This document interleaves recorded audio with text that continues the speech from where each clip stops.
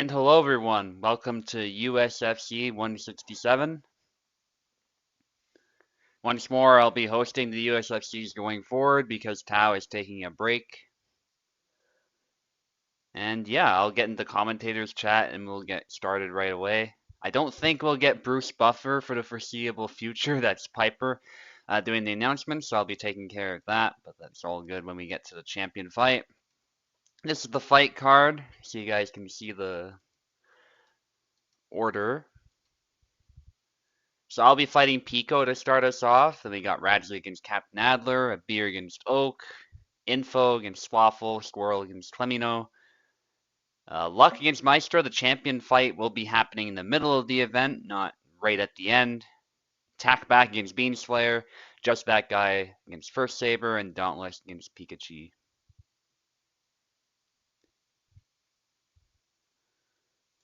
Feel free to join Pico if you can already hear me. If not, I will just send you a Parsec link.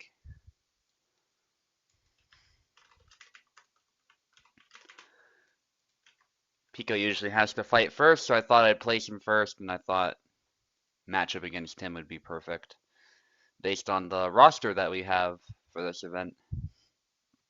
Plus, we're both North Americans, so it helps that way as well. Me being Canadian, Pico is in California.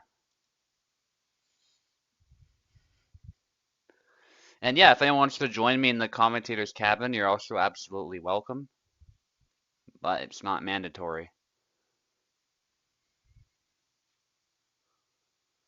And while we're waiting for Pico to join up, I think we'll just get the game started.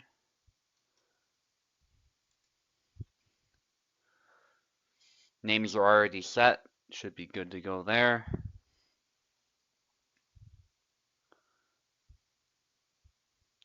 And for those who are new to the event, because I'm sure we got a lot of new faces based on the roster, it's pretty simple. You just come up when you're called to fight, you fight a best of 5 fight, and then you're done. You don't have to stick around any longer if you don't want to. You obviously are free to watch the stream, but there's no other obligation beyond that. And basically the goal is to get a 3-win streak over the course of some weeks, and then maybe you'll get the opportunity to fight the current champion, that being Luck.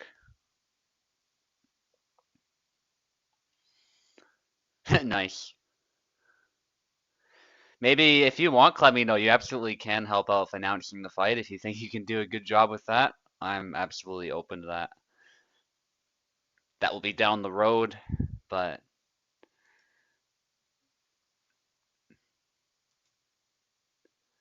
all right, where is Pico? Here he is, beautiful.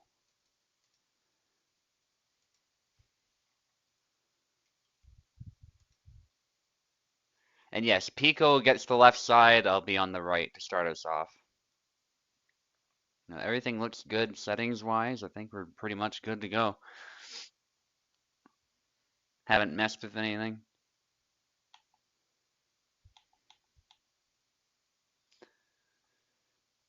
So it's 7 flags, best of 5. 7 flags per round. Does that make more sense? You'll see when we fight how it works.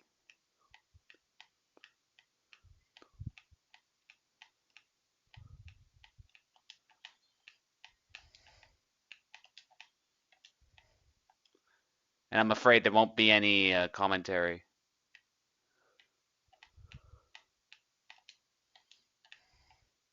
Because I like to be quiet when I fight, but it is what it is.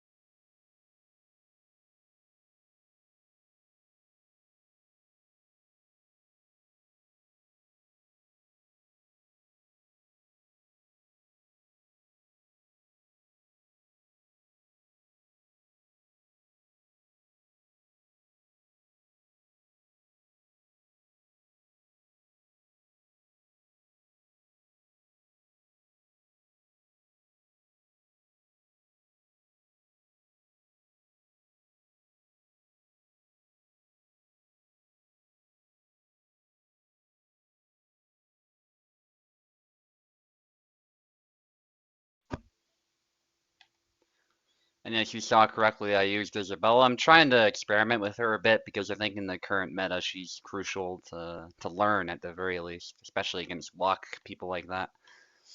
But Barabash is my main, so against somebody as good as Pico, it might not work to experiment with other characters.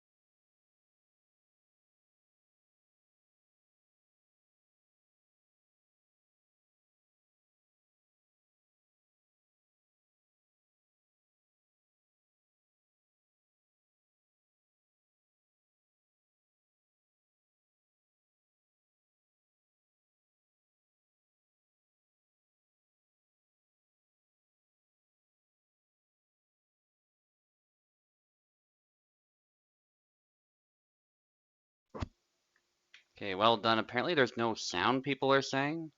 I'm hearing sound, but maybe there's something going wrong. So I'll look at that. Sorry guys, I can't respond when I'm in the middle of a fight, so I can do it now, but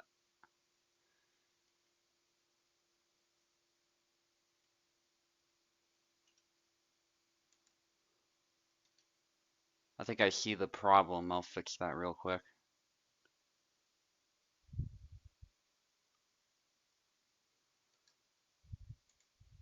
Okay, should come through now. We'll switch sides.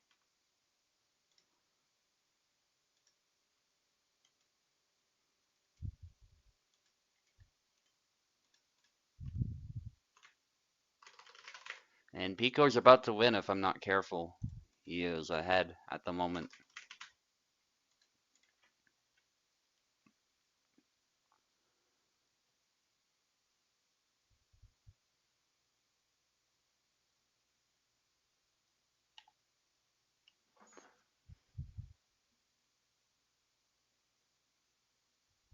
Okay.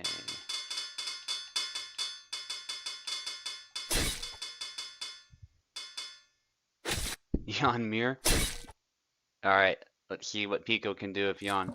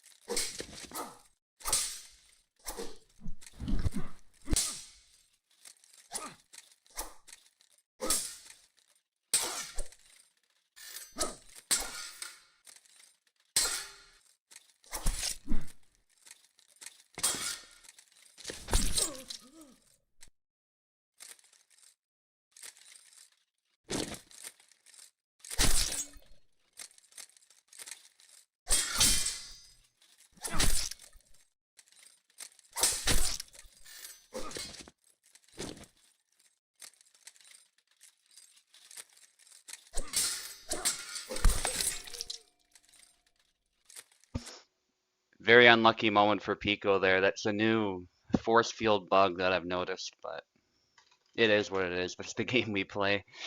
Um, I was still ahead by flags though, so. Okay, this is the last round. We've come full circle. It is 2-2. Yazvik, that's actually a nice choice. All right, good luck.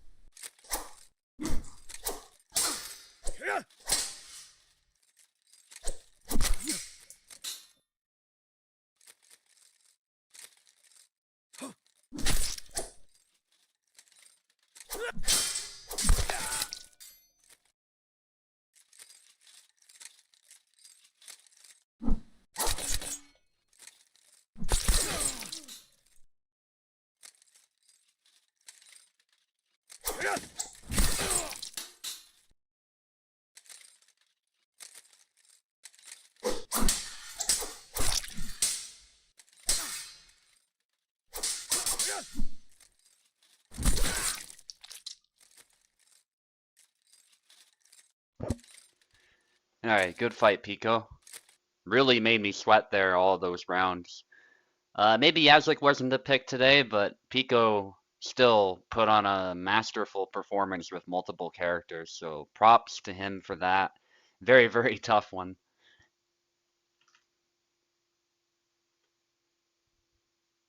Oak said he might be late. Emphasis on might. We actually don't know, but thank you for letting me know. Yeah, very technical fight, that one too.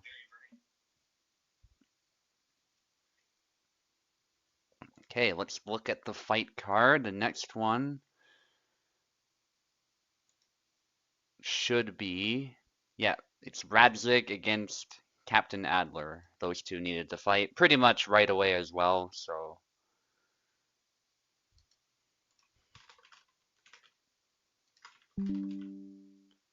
Let's get them in. Captain Adler's already here.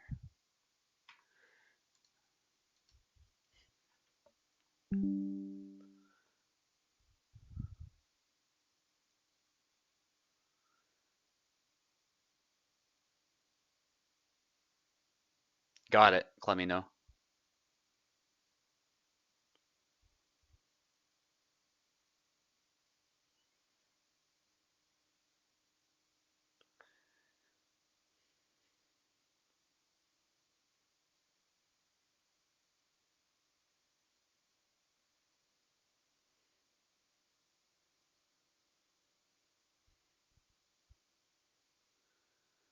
Oh, Radzig probably has to. Oh, you just woke up. Okay. Yeah, he told me he was dealing with sleep deprivation, so that's fine.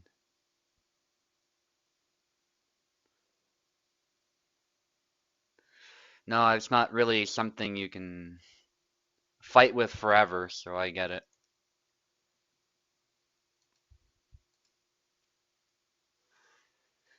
A beer against Oak right after this one, by the way. Oak again said he might not be available right when it is supposed to start, but we can always move on to Info against Slothful in that case. So Info and Slothful try to be ready as well, just in case. If anybody needs keyboard, let me know. I don't think anyone does, but just let me know. I'll enter the scores in.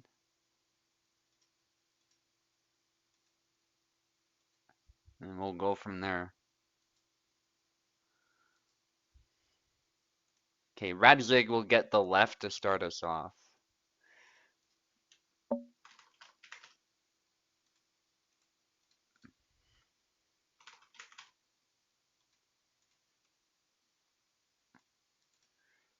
Whoops, it's not Pico, it's Captain Adler. You can see I'm probably slightly sleep deprived as well. I'm not as bad, I don't think, as Radzig, because I'm not in the dozing off phase at all. It's just, you know, couple hours too little of sleep from what I would like. So I understand how that feels. Radzig needs keyboard, which is fine. Should be able to select now. If not, we can just back out. Nice. Nobody's reported any lag so far. It's looked pretty good so far. The game isn't having any issues either as far as FPS, so that's good. Running smooth like butter, as it should.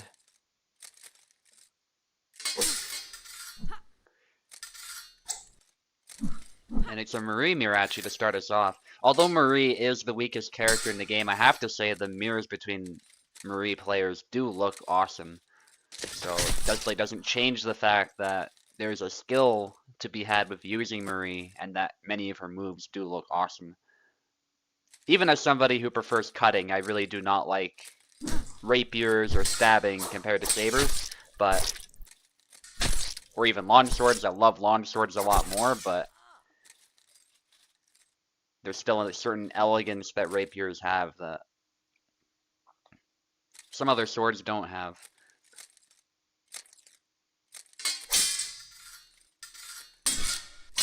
And Radzig so far seems more precise with his input. He is getting some nice combos. The triangle running Marie right through the arm, an excellent combination to finish it off. One thing Marie can struggle with is finishing the fight right then and there with a single attack. Sometimes she will do that, other times her damage will be lacking, but Radzig still seems to do a good job of comboing off of the initial hit so that a kill, at least against another Marie, is guaranteed.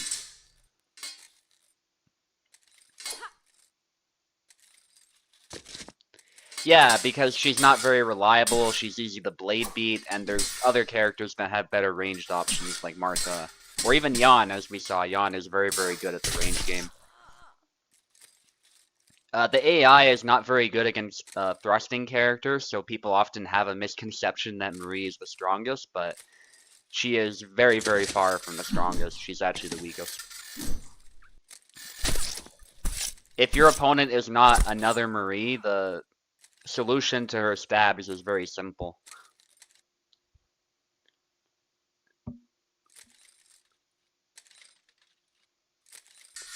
Especially if you consider Isabella, Barabash, Jan, like these sorts of characters immediately walk all over Marie.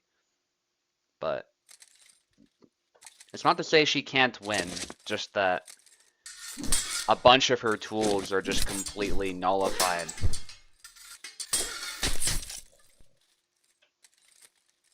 At the pro level. Samuel is a pretty solid character. That's a good question. I don't think he's top tier, but he's pretty close. He's like A tier for me. I'll say mid to low A tier for Samuel. Not S tier. The solution, you just blade beat her blade. Even in neutral guard, she will struggle to block. And you can also long guard her stabs and essentially nullify them completely that way. And if you're Barabash, for example, the solution then is pretty simple. You just long guard, block the thrust, and then chop to the head. S tier characters are characters like Isabella, Jan, and Alexander. Or Denis, as many of you might know him as. His name was changed to Denis.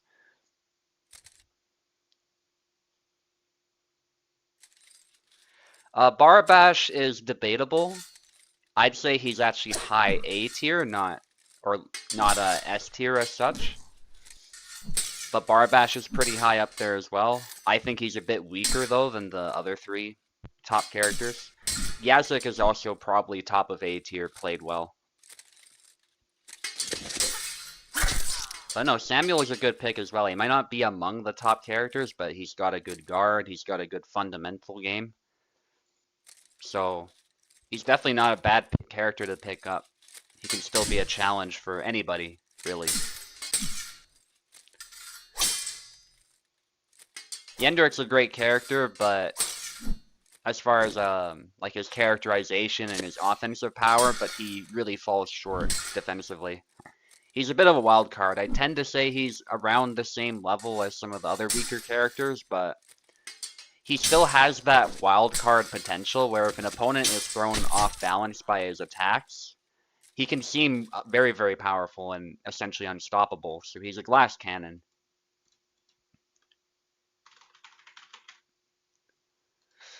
So not top tier at all, but a wild card for sure. You definitely have to respect the things that he does do well. If you don't, he will walk all over you.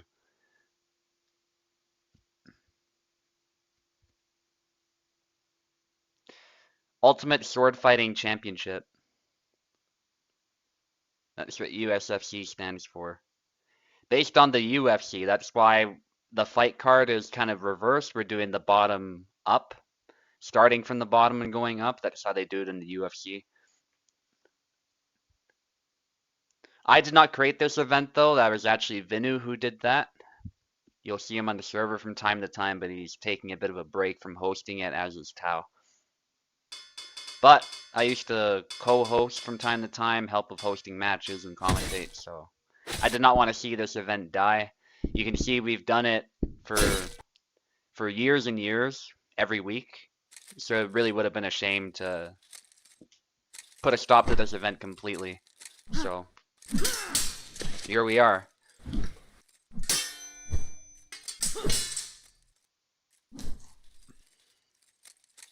Okay, so Radzik won the first fight. I think his knowledge with Marie really helped him out there.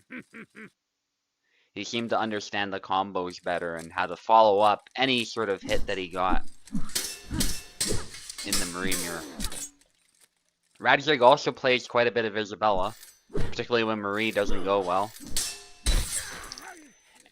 And you can tell, like, as soon as Marie was not used by either of them, they switched characters as soon as they realized the other one was not going to play Marie. That's kind of the state she's in right now. You're basically giving your opponent a win, even if you put a lot of work into her. Which is a shame because she did used to be strong. I would say 2022-ish. She was pretty strong. Is it okay to main one character? That's up to you to decide. Some people at the top level even basically only main one character. They get good with that one character and they use that character no matter what the matchup is. Other people like to have a couple other mains to fall back on. Like you saw, I was using Isabella a little bit, I was using Jan a little bit. Barabash is definitely my main, but I have a couple characters I can fall back on. I would say get 2 characters you're good at, but find one that you really want to develop and get good with.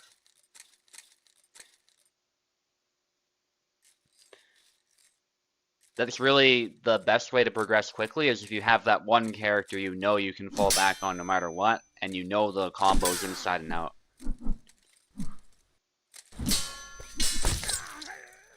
And you'll probably switch mains from time to time organically too. Maybe you'll decide, oh, this character has such and such tools, I want to use that character instead. That's normal as well, but I think just find one you really like first, maybe find a second one. And go from there. Radzik is actually doing very well against Tarnowski here. These two players by now are pretty seasoned players. They're a bit newer, relatively speaking, to the server compared to veterans, but Captain Adler especially has put on some great performances in tournaments and is showing. Although Radzik apparently has really been practicing that Isabella, so it's proving to be very tough. Tarnowski, I would say, he's a very powerful character, but he's also very balanced. You can see he hits really hard, but he commits to his attacks, so you actually can punish him. because of his offbeat rhythm. But his offbeat rhythm is also his strength. He can catch you when you least expect it. You think he's done attacking after 2 attacks, for example, but maybe he has a third coming in that'll still land. So his offbeat rhythm with his Dussac is both his biggest weakness and his biggest strength. There's nothing wrong with him, but you do have to play to his strengths. If you don't do that, then you will be punished pretty quickly. Radzig here with a dominant performance of Isabella, and he only needs one more to secure the victory.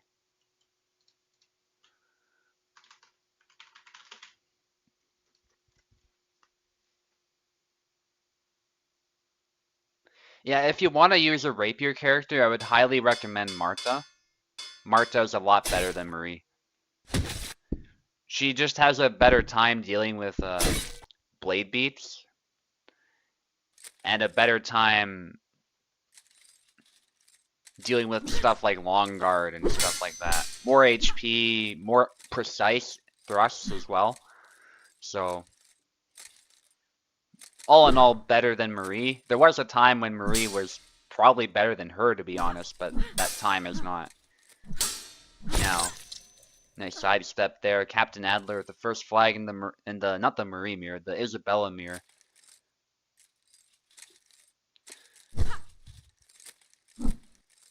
That's up to you to decide again. You're gonna have some people who prefer keyboard and some people who prefer controller. I personally would prefer controller. I think it's more comfortable, like you said. But some people prefer keyboard. I think it's all about what you're used to and what games you've played previously, that type of thing. But both are perfectly usable.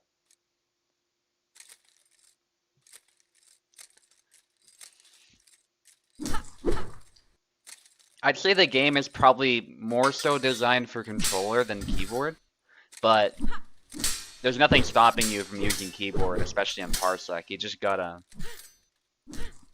keep in mind that your controls will be flipped a little bit if you switch sides on the keyboard. That's probably the biggest learning curve, but I mean, otherwise they're both just fine. They both go for a grapple here. Nice exchange. See if I can commentate the fight here, as there's quite an exchange, but Radzig slipping in the upcut. I found the upcut in the Isabella mirror is pretty useful. It's a good single tempo, it's a good way to hit the hand.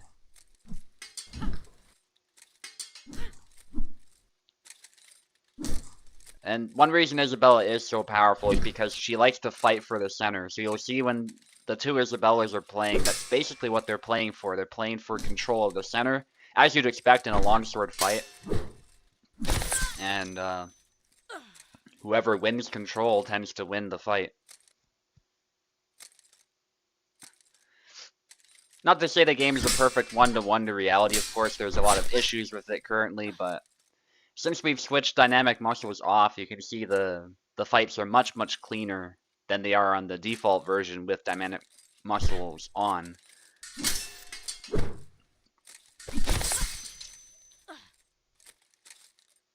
So we are getting some pretty clean fights so far. I'm pretty pleased with this. There's still some bugs, but definitely a better state with them off. But a nice hit there from Captain Adler. It was a slight hit, though, not a perfectly clean hit. Otherwise, that might have killed right then and there. That was a pretty powerful cut. Sidestep there, but the blade took the sting out of that attack, so it wasn't quite able to kill. That's something worth keeping in mind. If you do hit the blade first, the game simulates the fact that some of the force is dissipated, so it might not kill right off the bat, but it'll still do some damage.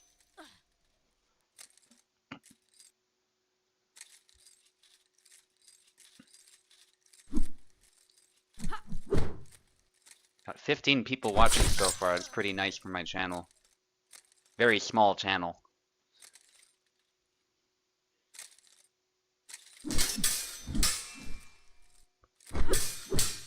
Good exchange again. Ooh, probably wanted the high guard cut. It's very easy to accidentally throw the Zwei. The Zwerg Cow. with Isabella from high guard. The input is awkward. I actually did that in my fight against Pico at one point. I sort of stood there awkwardly after throwing those work because I didn't expect to throw it.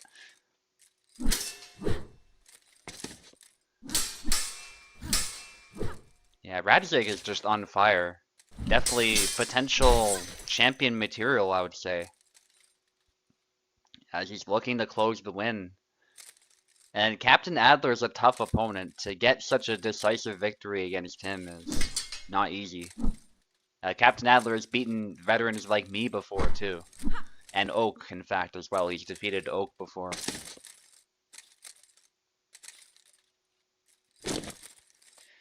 Using long guard there. There's Iron Gate guard trying to bait him in, but then instead goes for an attack. Radzig again with Iron Gate. I love using that sometimes, low guard as a bait, because yes, you're providing an opening, but that's kind of the point. This time, Captain Adler was able to call it out before Radzig could respond, but ideally you would respond first when your opponent tries to seize the opening and punish that from the low guard.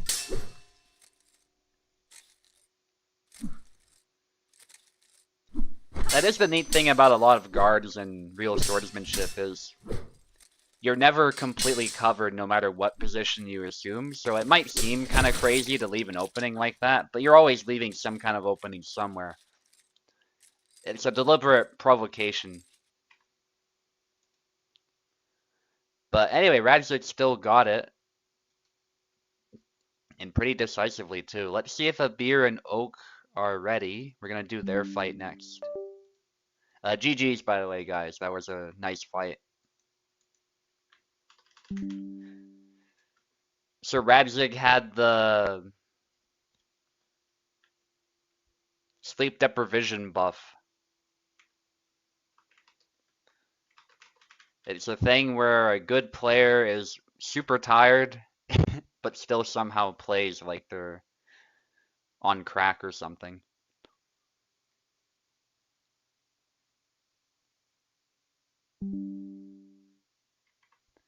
Got that second wind, I guess.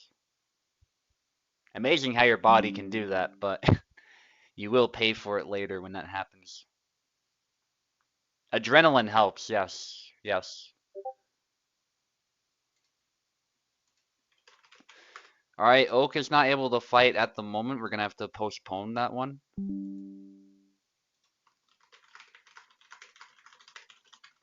I'll just ask Oak to ping me when he's available, and that's good. Okay, info against Slothful now.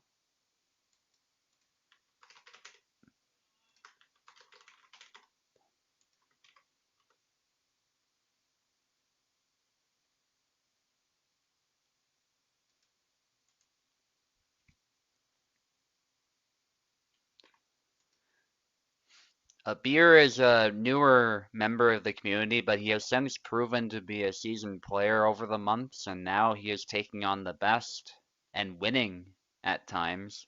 That's why I put a beer against such a strong opponent as Oakenlix, but we'll have to postpone that fight. I'm pretty excited for that one, though. That'll be an epic saber duel, which I think is peak Hellish Court. Saber fights are the best, in my opinion. The exchanges that you can get and the fast pace of them is the most fun you can have in the game. Sometimes longsword fights can be fun, but sometimes they can get a little bit stale as well if the two fighters sort of fall back on a handful of moves. Saber feels a lot more dynamic, at least to me. But some people prefer longsword too, so it all depends on what you like. Info is here, we're just waiting for Slothful.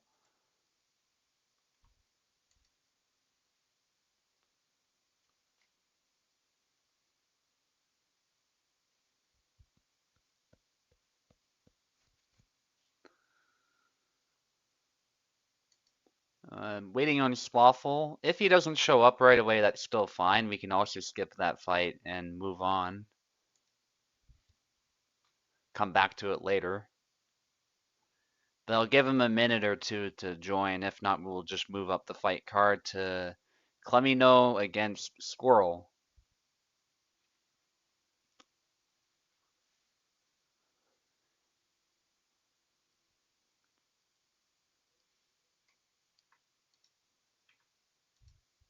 Yeah, I'll give him like 2 minutes or so starting now. But again, if he shows up later, we'll just do it later. So it's not the end of the world. I just don't want to wait too long. Keep this event running smoothly as possible.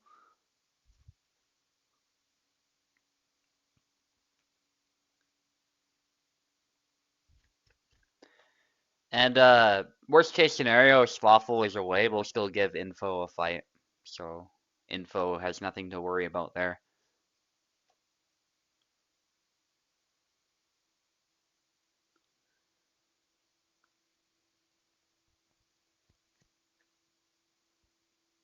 Okay, let's have a look at the...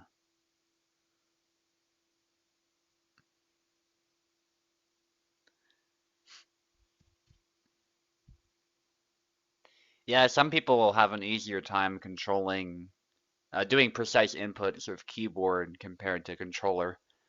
The counter argument for controller players who prefer controller is that it's more comfortable and the movement is easier on controller. But it all depends on what you're used to.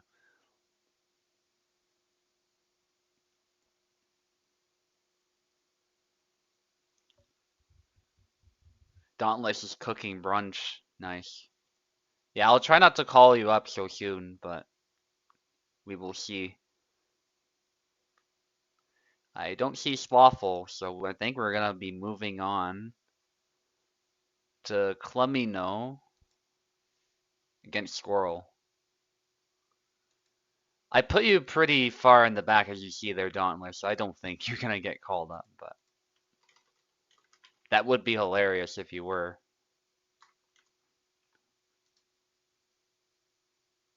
Okay, we're gonna just move on for now.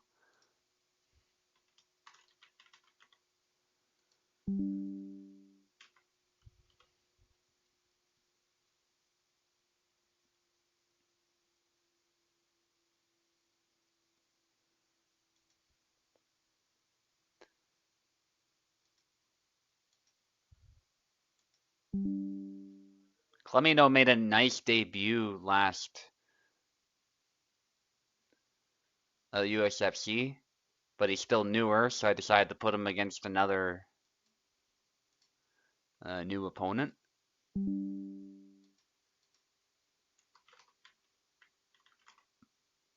Also, I spelled squirrel incorrectly on the fight card. I fixed that.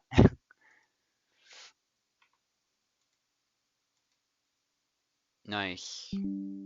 Wait, so Vanguard, that's you, right, Clemino? Yeah, that's you. Awesome. Okay. Squirrel will be on the left, Clemino on the right. Just let me know if you guys need keyboard.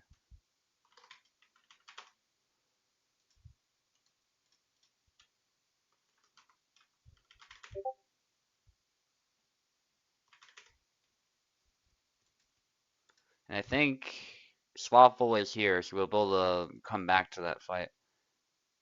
Skip? Okay. Yeah, Swaffle is running into some internet issues, which is all good. That's outside of your control. There's a lot of snowstorms going on, and especially North America. I don't know about Europe, but we're getting a lot of snow lately.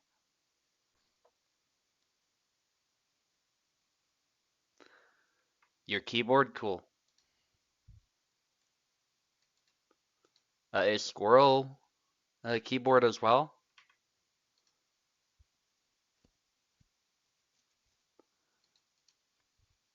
Looks like it. All right.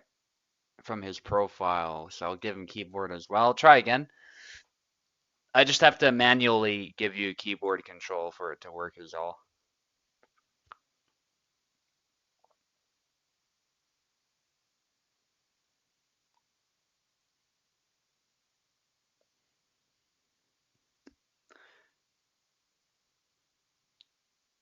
No, only the host needs to have the game open. You don't have to open it yourself.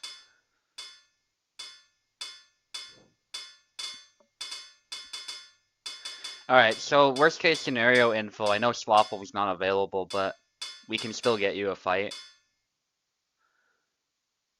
Maybe somebody will fight twice, maybe somebody will join later.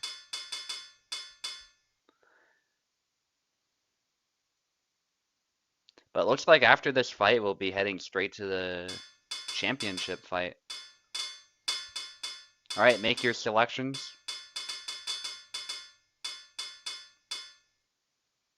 Gideon against Samuel. I like that fight. Quite different with their saber styles, but I think this is a matchup that can go either way. I don't think anybody especially dominates this one.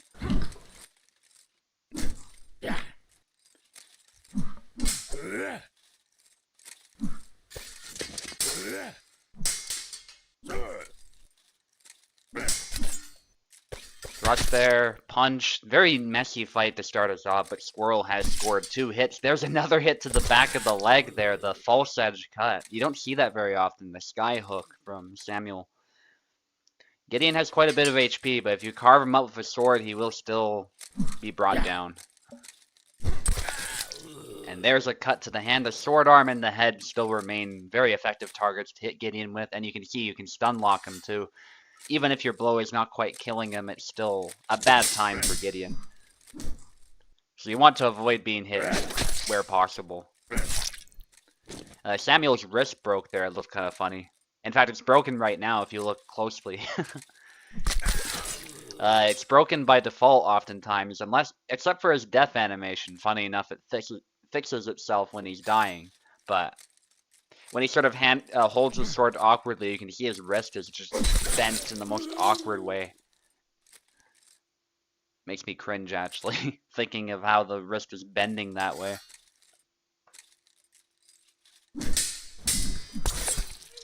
Back Y there doesn't quite land, and Clemino with a nice kill.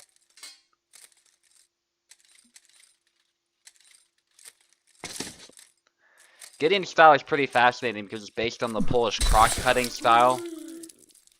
That's why he sort of cuts back and forth like that across his body. He does leave openings, but in doing so, he's also preparing some powerful cuts. And you also have to keep in mind he doesn't have much hand protection, so what he's doing by tucking his hand away is he's actually keeping his hand safe. So it has that function as well. Samuel, on the other hand, holds his sword out because he has more hand protection and his blade is balanced differently. So you can get away with that more than Gideon can. But what Gideon can do is, if he manages his measure properly, he can intercept your attacks with attacks of his own. And sort of dominate the middle that way, or the flank, by sidestepping. So a very positional character. If you're not careful about sort of just walking in, you can be sniped, but if you manage the distance really well, you can do stuff like that. You can pop the hand off when your opponent tries something. But he is kind of tricky to use compared to Samuel because of his inherent weaknesses.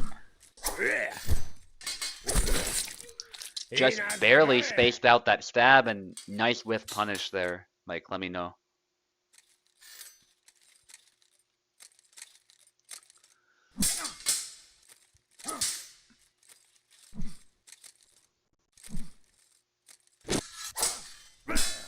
Trying to snipe the arm there, it's a double. Actually a very even fight. Clemino sort of has a hill to climb, but he's doing a good job of adjusting to his character and making a comeback. I haven't really seen him play Gideon before, but so far I'm pretty impressed with how well he's doing and how well he's adapting to the matchup. Gideon with his evil laugh there. Love that.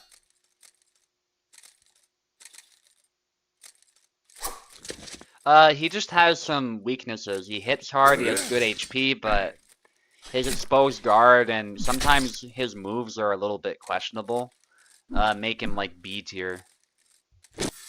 He's far from the weakest character, but a lot of characters do better at range, and there's actually a couple characters I think that do better at close range too. If you get good with Gideon though, you can basically take any character on. It's just that it's a bit of an uphill battle in some matchups compared to others. There's definitely more more skill that's needed to make that happen, though. Compared to, say, Samuel, or even like characters like Jan or Yazuk, who are a bit easier to work with. Isabella especially, pretty easy to work with. But Clemino is still doing a great job, actually, and he's about to win if Squirrel is not careful.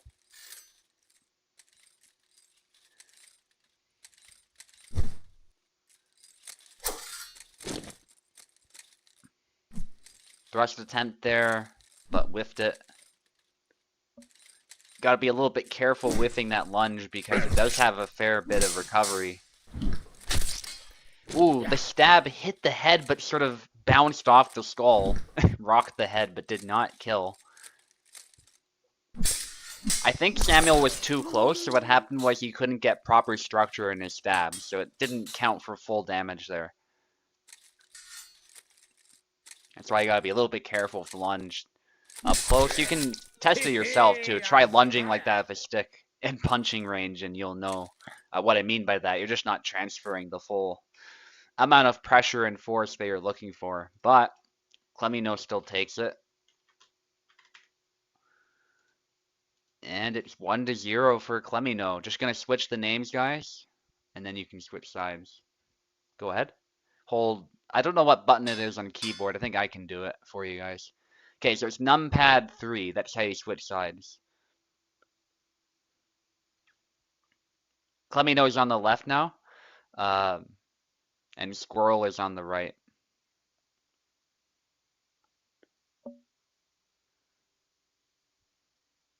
It is best of 5, so you're not done yet.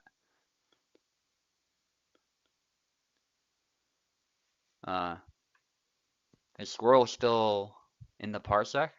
It's not over yet, buddy. He's saying ha, GG, but it's not over yet.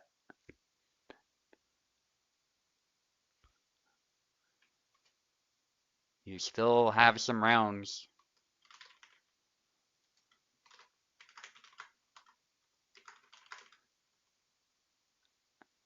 Oh, nice. You're just saying GG after the round. Cool. Go ahead and take the right side then.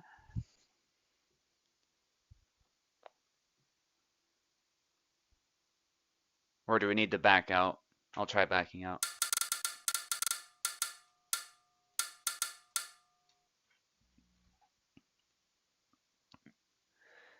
The sides don't typically matter that much, but especially for new players, they might be more comfortable on the left, so we like switching them just to maintain fairness, especially best of 5. It's a nice way to do it because then everybody gets a chance to fight on the side they're theoretically most comfortable with, but once you get good at the game, I don't think it matters that much. Your keyboard is different. It's Azerty. I don't know.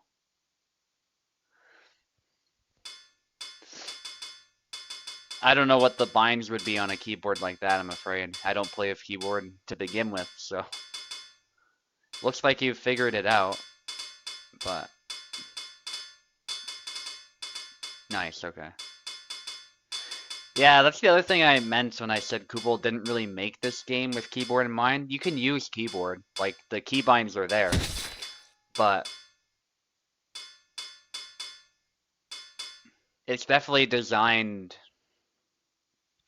with controller controls in mind, so.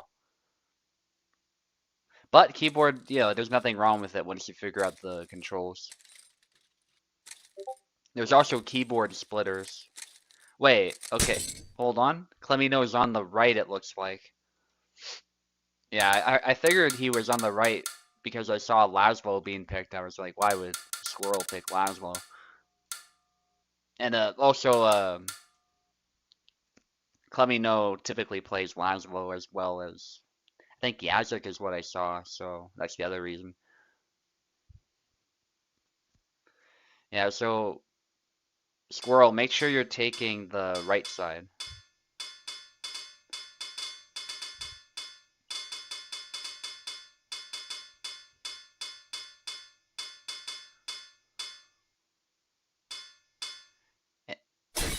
And you can, I guess you would have to go back to Laszlo, because that's the pick you made, if that was deliberate.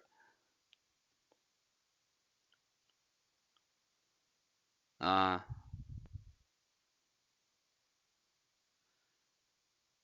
take your controller. I thought you said you were on keyboard. You should still have controller either way, but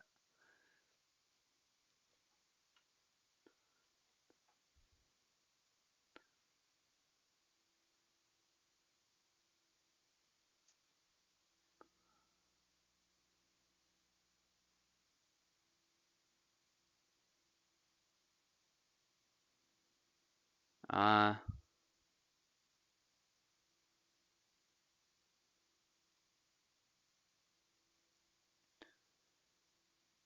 yeah, so he's taking the left side because he's on the left. Swirl.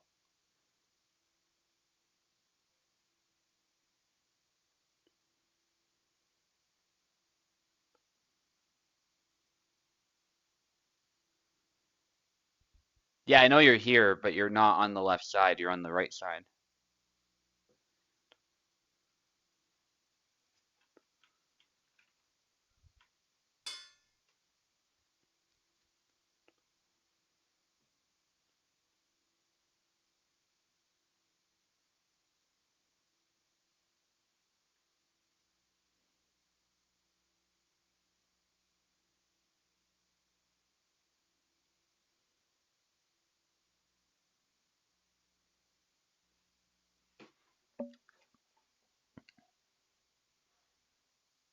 No, Squirrel is having some internet problems, it seems. Says his network is slow. What bind? I don't know on that keyboard. That's a keyboard I have never used before, so. But it's somewhere on the numpad, like you should be able to just select from there.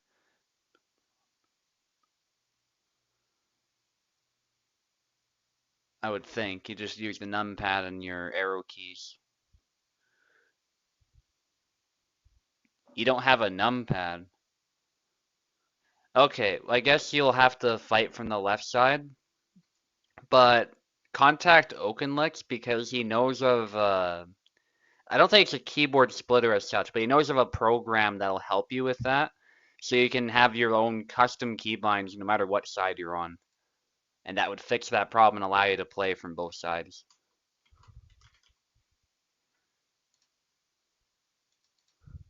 Oh, he left. Yeah.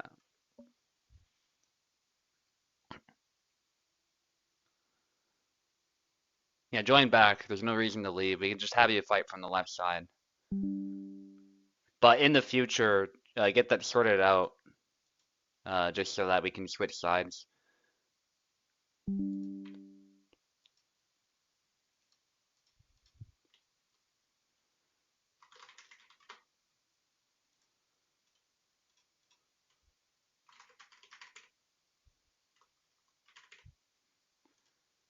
All right, go ahead.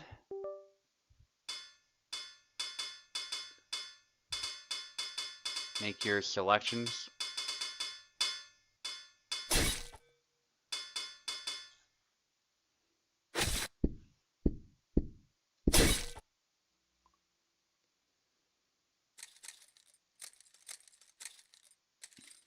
Okay, I'll be right back. If I'm not back in time, guys, just continue on fighting. Don't press rematch though. Make sure you go back to the character select screen just in case people want to switch characters.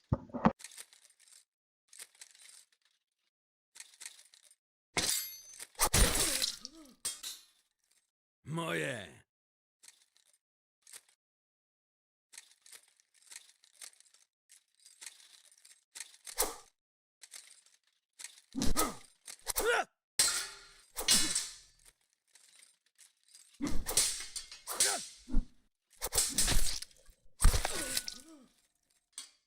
Moje.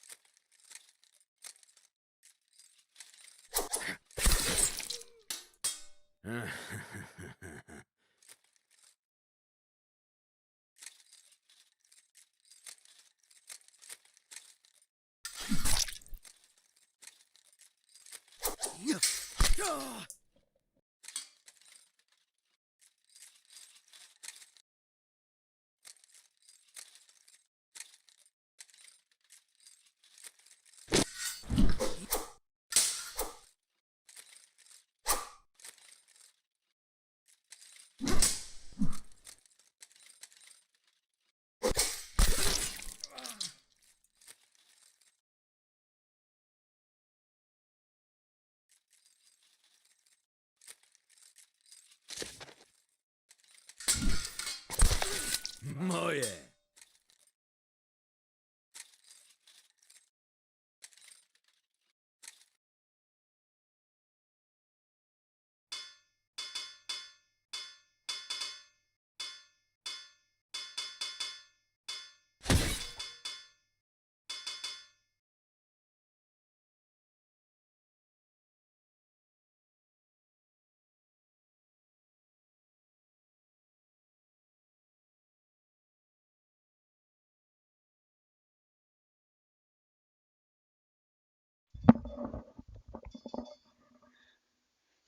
Okay, I'm back. Looks like that was a pretty close fight, but Clemino lost. It is 1-1.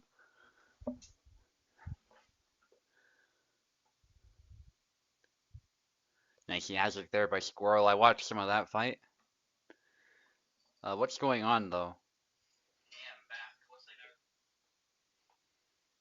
Looks like they're both frozen for some reason.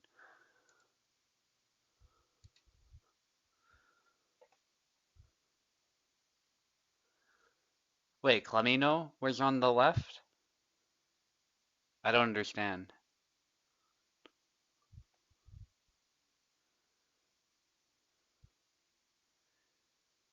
I thought you were saying you couldn't get the right side to work. So I told you to fight on the left. Huh. Okay.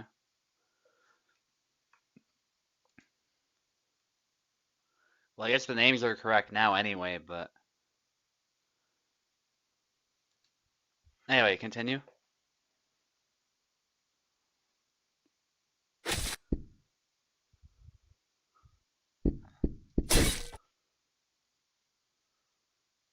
Yeah, he obviously did. It was pretty close there. Clemino he's going back to Samuel actually to fight against Squirrel Samuel.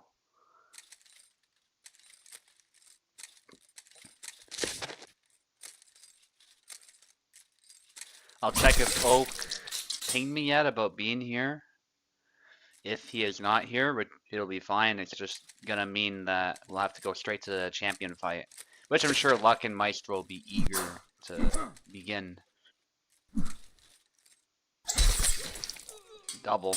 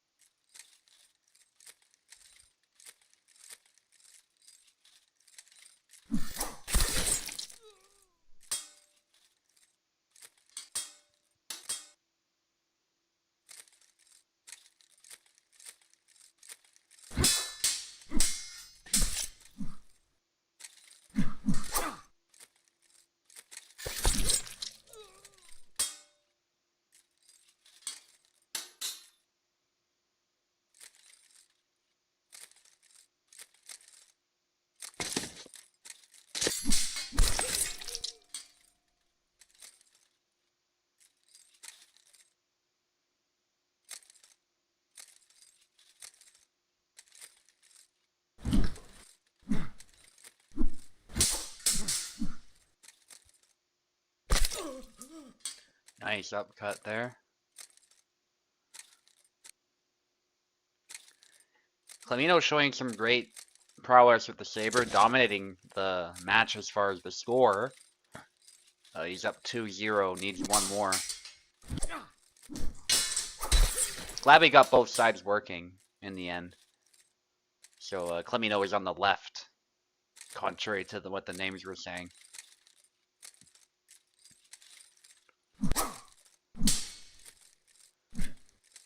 exchange of attacks there. Snipes the hand. Nicely done. Clemino's doing a good job of dipping under and hitting the hand.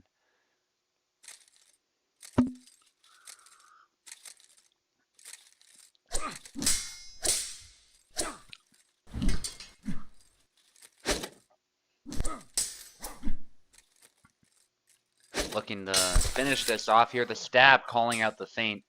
Clemino tried to feint and then dip under and hit the hand, but Squirrel just said, I'm going to stab you then. Completely calling that attack out. Glad that there's not like any lag going on or anything like that too. I know Clemino's from the Philippines, so it's actually really impressive that he's fighting this well. What? You didn't switch sides? I'm confused now.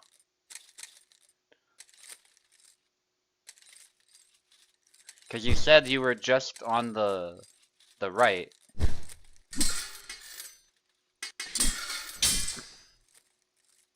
Did you not switch sides at all, or what happened?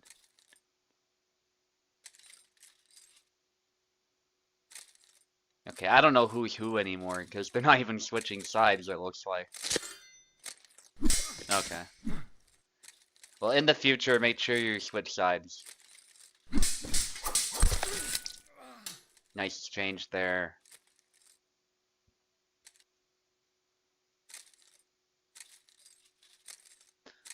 Squirrel actually looking to finish this fight, but we've seen Clemino come back before, so it's not over.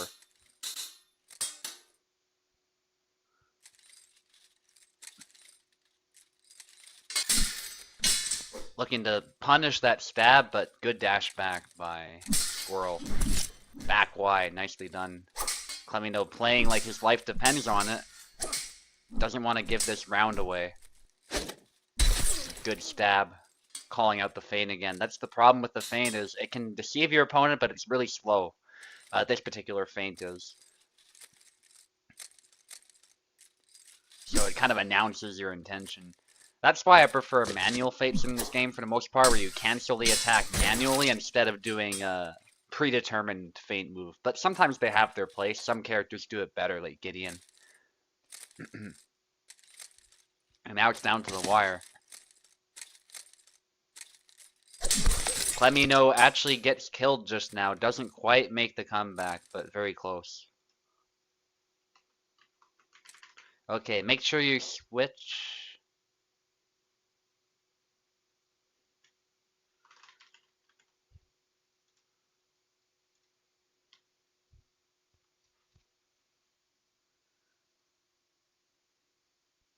Squirrel should be on the left.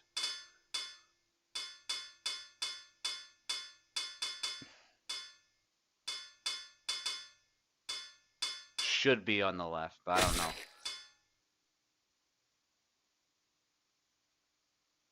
Cool. Alright. Clemino going back to Gideon. We're seeing a lot of Saber characters this match, actually. Yazuk against Gideon now, which is an interesting matchup. I tend to give the advantage to Yazuk here, but it's not impossible for Gideon if he plays it well. Clemino just trying to force the engagement there, but that results in a double. Almost got it, but Squirrel was able to return a hit.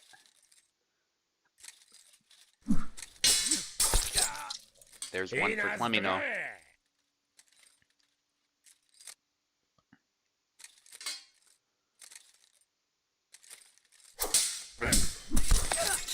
Nice strike there.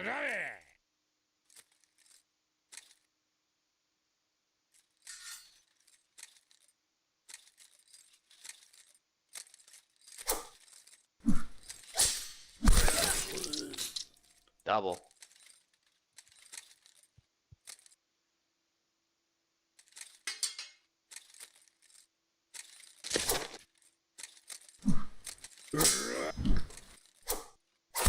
And a nice upcut sniping the hand there. Very good distance management by Clemino. Paying dividends here. Punch. Yeah, it makes it messy, but sometimes with Gideon you gotta do that. So it actually made a lot of sense, and it worked. Doing a great job of sniping the hand when Squirrel tries something. Usually Yazuk's guard is very good against these types of moves, but At some point, you do have to attack, and Clemino does a good job of keeping initiative on his side. This time, Squirrel is able to get a really quick parry riposte, but still below in points right now. Upcut takes the hand right off.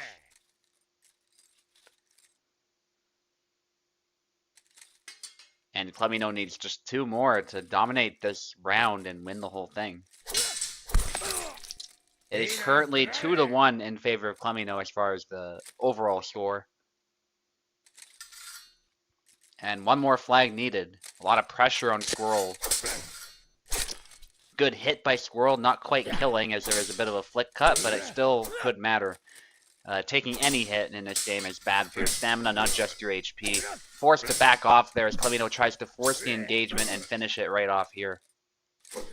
Definitely very intense here for Squirrel. The thrust there somehow bounces off the body. I'm not exactly sure what happened, but at best it would have been a trade, so it still would have been pretty bad for Gideon, I would say. Probably a double, but no, Squirrel this time gets the point.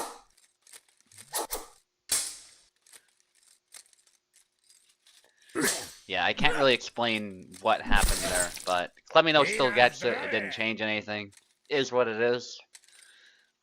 And nicely played by Clemino. Also a good effort by Squirrel, making his debut in the USFC.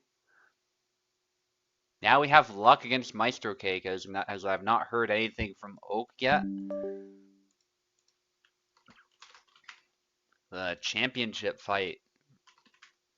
I'm assuming Luck wants the left side, but let me know.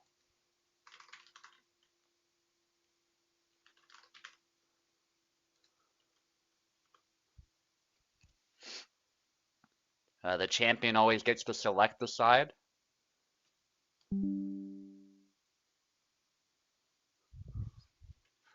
Beautiful. Luck is here. Maestro is here. And now we're on to the main event of the evening.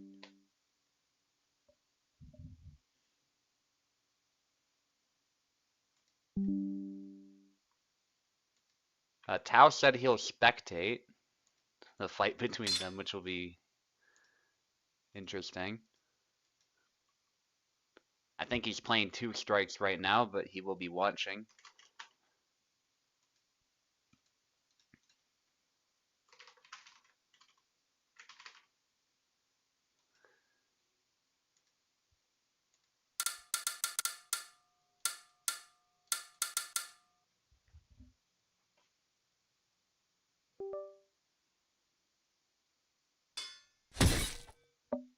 Luck of Isabella, Maestro of Isabella. I think that's what they agreed to. They agreed to a longsword fight with Isabella to prove who the real horseman is. Luck is putting his title on the line. Isabella, who has just been tearing shit up lately, both in regular tournaments and in the USFC, he has proven nigh unbeatable. And he looks to hang on to this title again. But not only is he fighting for the USFC championship title, let it be known that he is also fighting for the horseman title. He said he'll put that title on the line for this fight, and if he loses the fight, he will give that title up to Maestrocake. Maestro on the right, challenging Luck for the USFC Championship title, and a self-proclaimed horseman, but he has to prove it here against Luck. Maestro also a veteran of the server, although he's a bit off his game lately. I don't know, he's managed to win some fights, but we'll see what he can do. Anyway, fight dirty, fight clean, you guys can begin. Really excited. This is a bit of a grudge match, too. So let's see what these 2 players can do. Both from North America, by the way. Specifically, these 2 are from the US. So since I'm from Canada, the ping should be very good for both of them.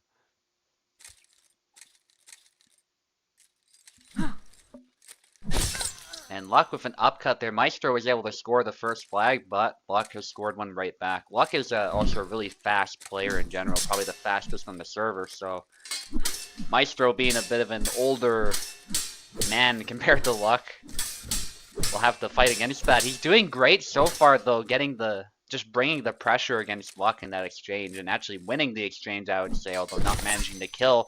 But he left an opening by going for that low thrust to the head, and Luck took it instantly. getting a lead. Maestro initiating the fight. Nice exchange between these two, and Maestro does the nice upcut into thrust there.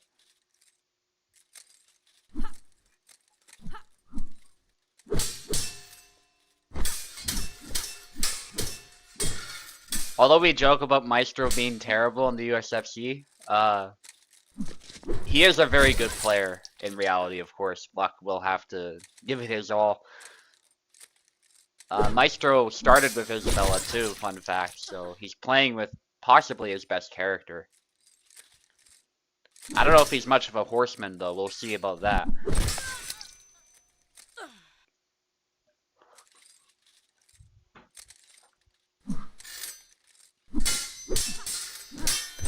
Exchange between these two, Luck wins it. Maestro putting up a good fight, but Luck just seems to be a step ahead. Despite what the score might say, Luck is still having to work for every flag, but already looking to win this round though, Luck. There's been a fast series of exchanges that Luck rapidly won. Luck needs one more. Upcut, not connecting. Maestro's upcut does connect though. Will we see a comeback? No. No, the commentator's curse has hit Maestro.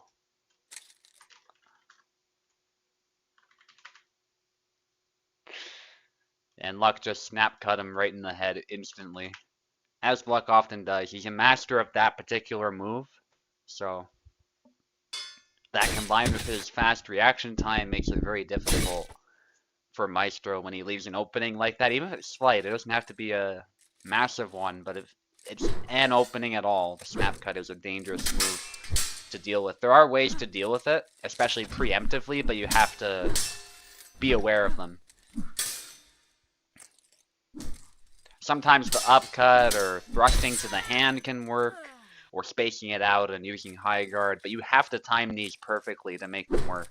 If you don't time them perfectly, the snap cut will still punish you, and Luck is very good at melding that snap cut in with his stabs as well. So not only is he throwing the snap cut, but he will stab at your face as well, and then go straight for the snap cut like he tried there, but it didn't quite work out for him as he didn't hit the head.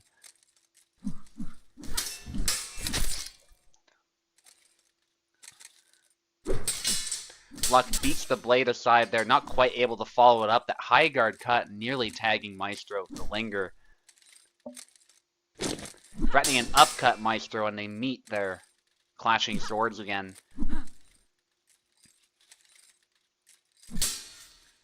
Another clash of swords. Thrust by Luck, sidestep. Nice exchange again by these two. But Maestro forcing a double. And he actually is ahead in flags right now. I have to give Maestro credit. The intensity of this fight has not gone down. But Maestro is starting to make some adjustments. Another exchange, but the linger hits the hand again, and Luck capitalizes on that.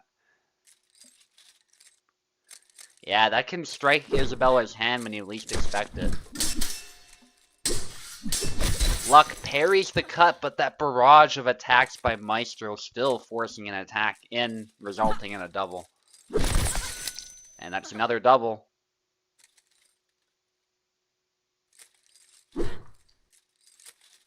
Sidestep, another double. Thrust attempt, snap cut right after, but Maestro is able to avoid it.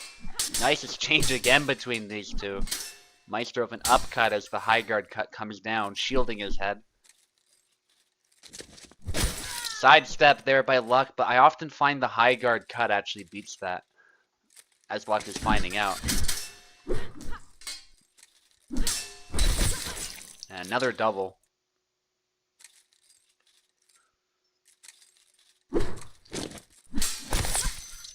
Ooh, and Maestro with another flag. Perhaps looking to win this round and make it 1-1. Oh, Maestro hit the head, but nothing happened. I think it's because the game registered a block due to it hitting the blade first, but I could have sworn I saw Maestro clip block right on the head, still managing to get a leg cut for his trouble, but not quite able to secure any damage beyond that. And Luck is still able to win that flag. Nice back X by Maestro. Maestro with a little bit of bad luck in a couple of these, but it's not deciding the fight by any means. Maestro is still ahead.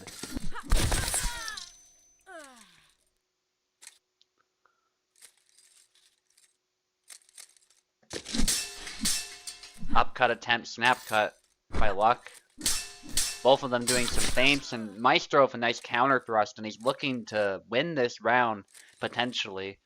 Make it 1-1. Definitely a convincing lead for Maestro this time around.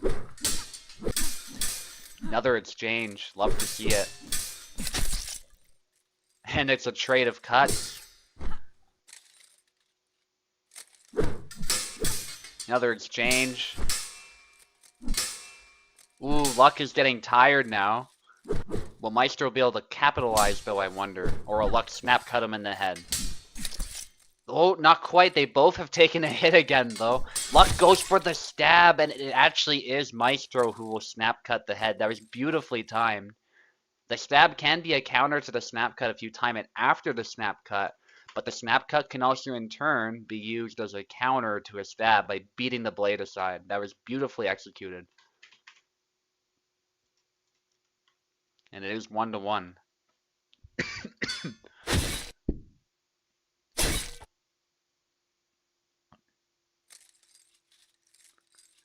Ooh.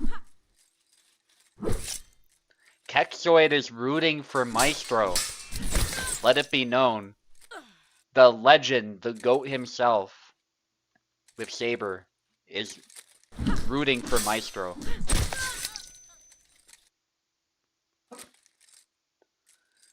So Maestro definitely has some support from the people. Exchange now. Maestro with a sidestep, but it is immediately interrupted.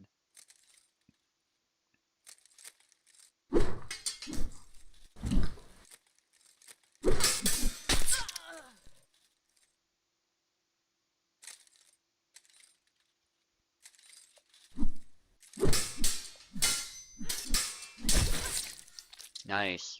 Back and forth between these two, but Maestro winning out. Good exchange once more. Maestro sidestepping, and actually wins the trade there, making it 3-3. Snap cut, then a cut to the head right there by Maestro.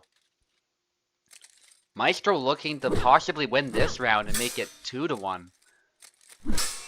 That would be pretty huge for him and his chances of getting that Horseman title. Remember that Luck is not just fighting to keep that champion title. He wants to maintain the Izzy Horseman title as well. For those who are unaware, they might be really confused about this title thing. That's a title Isabella mains have given themselves over the years.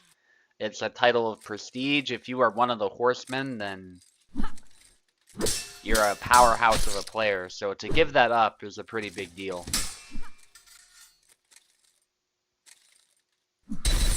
It's a double.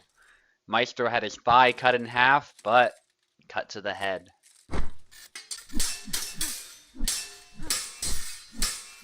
Another exchange. Luck is not able to slip anything in, though. Maestro needing one more to make it 2-1. He's definitely found his rhythm. Goes for a push. Maestro often does that when he's about to win. He'll just dash in for a push, and Luck knows this, so he counters it instantly. And Maestro might just choke this, as two flags back-to-back are scored by Luck. There's some momentum back in Luck's favor. There's a stab to the body, and Maestro needs to lock in here to win that flag. He was leading this fight for a while, but Luck is making a nice comeback. Great punishes on his part. High guard by Maestro is countered, and Luck takes it 2-1 now.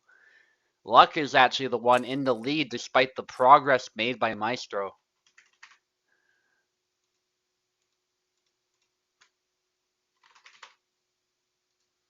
That's how quickly it can happen. Suddenly Luck is just finding something that works and being the fast player that he is. It's very tough to cope with.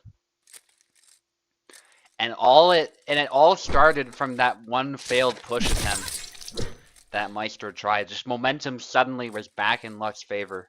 You cannot allow Luck to get momentum on you like that with careless pushes or careless attacks. It's tough though because you want to keep pace with them, so you don't want to be too predictable. So I get why Maestro tried it, but against somebody like Luck, it's just not going to work out. Luck is very familiar with Isabella pushes. He used to use them a lot back when they were stronger. Actually, still sometimes uses it when the opportunity's there, but very often, as you can see, there isn't one, so Luck knows better than to just throw it like that. It's a very risky maneuver. Good spacing by Luck. Exchange, but there's the stab to the face. The stab is actually pretty powerful in this mirror. If you time it right at the right angle, you'll hit the face immediately and get a perfect kill shot. So part of this matchup is not only fighting for the center, but just finding the right opportunity to land a stab to the face. But you gotta use it at the right time because Isabella has these fast cuts that will beat your blade down if you use it at the wrong time. Maestro is back against the wall. Nice pressure by Luck, and he did a great job of pressing the attack at his maximum range, so he's hitting the hand there as Maestro tried a high guard cut to get out of that corner. But Luck and his distance management there serving him well. It's still even though. Maestro managed to get a flag back. There's another flag by Maestro. Maestro is going to hope to capitalize on this advantage instead of throwing it like last time. And this time, unlike the previous tournament, I promise Maestro was not paid to throw a fight or anything like that. These two are fighting honestly, so there's none of the corrupt shenanigans going on this time. Just an honest longsword duel.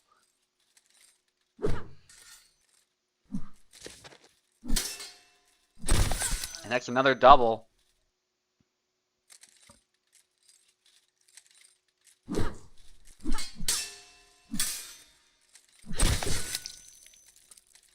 And Luck gets a flag. Remember, Luck needs one more round to win the whole thing. That's another double. The pressure's on when you get these doubles. They really don't help anybody. They're just prolonging the fight. And so the pressure really is on Maestro because Luck is fighting so well that even if he gets a hit, it's often a double now. So Maestro has to lock in, especially being down a flag now.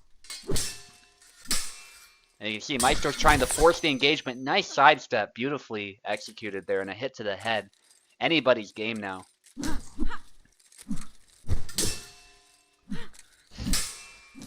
Good exchange between these two. Feint by Luck. Maestro doesn't bite. And the snap cut by Luck. He throws it right to the head after feinting. High guard cut by Maestro, but the hand is taken right off by Luck, and Luck takes it. GG. Nice try by Maestro, but the hand was popped right off, so there was nothing there. Respect the Izzy Mirror, and Luck keeps his Izzy Horseman of Death title. Yeah, the game's broken, Maestro, but that's kind of old news, I'm afraid, so it is what it is.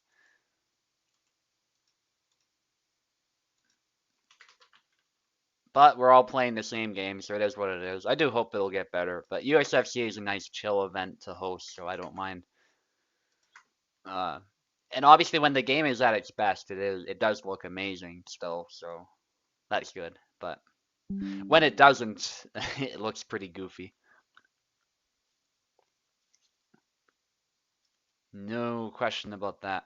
Oak against the Beard now, because Oak is now around.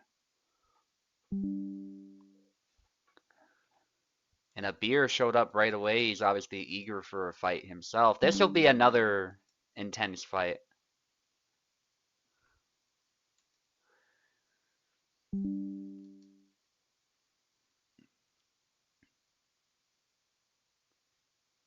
Okay, a beer will start on the left and oak will be on the right.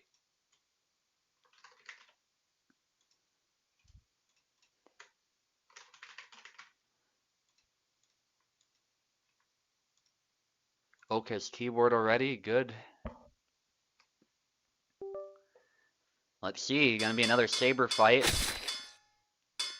But who's a beer gonna use is the question. Barabash, sticking with his main. I think that's actually smart. Probably the best character a beer could use right now is Barabash.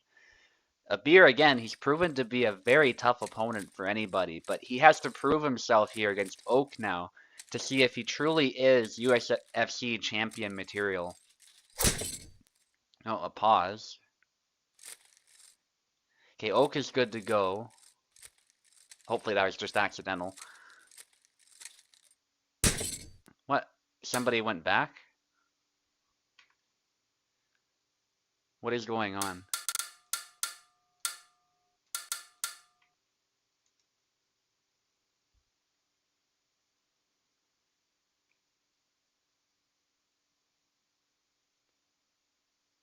So it put you back, you spammed LG. I guess it's the same button on keyboard, I don't know.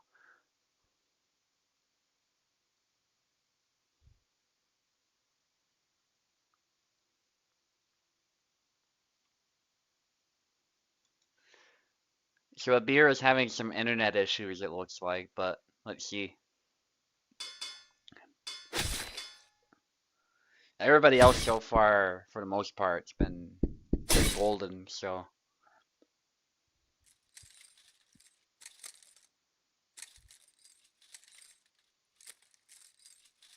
Oh, I see Oak, that makes sense.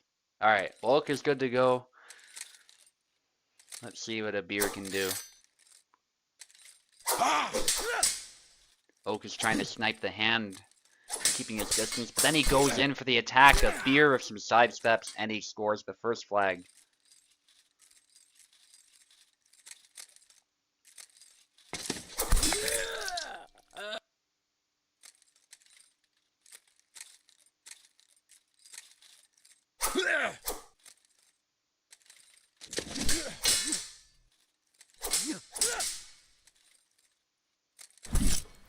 Nice hit by a beer, no kill. It's actually 1-1. But Oak was able to get back to guard in time. The nice sidestep though, a beer scoring a flag.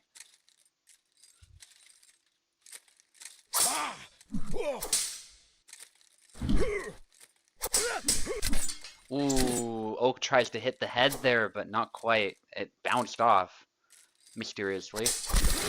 But there's a double for his trouble. I think that's a good outcome for Oak.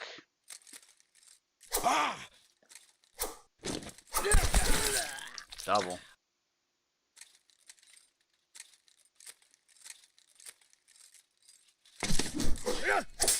Trying to sidestep and snap cut. Abir showing some advanced Barabash gameplay.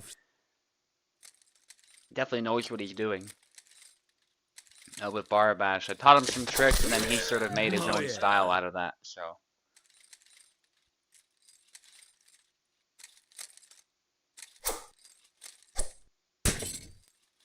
Oh, pause again.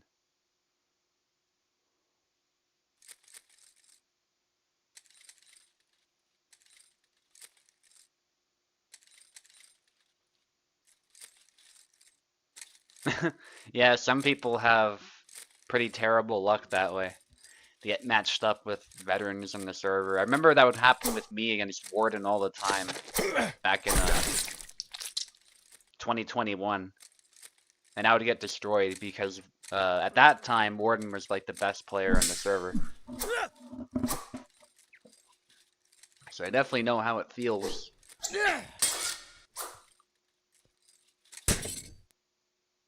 More pausing there by a beer. I assume it's a beer anyway. Yeah, Oak is good to go.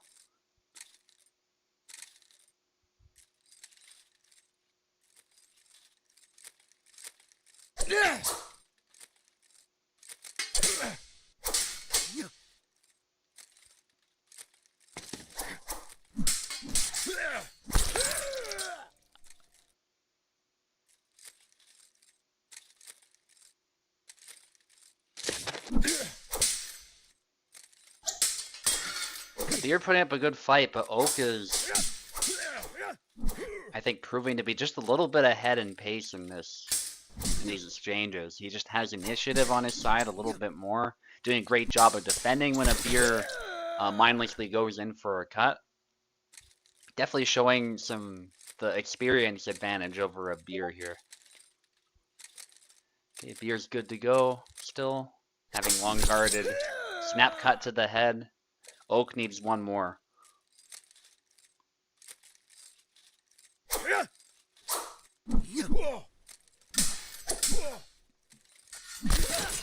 And there's a kill for a Beer.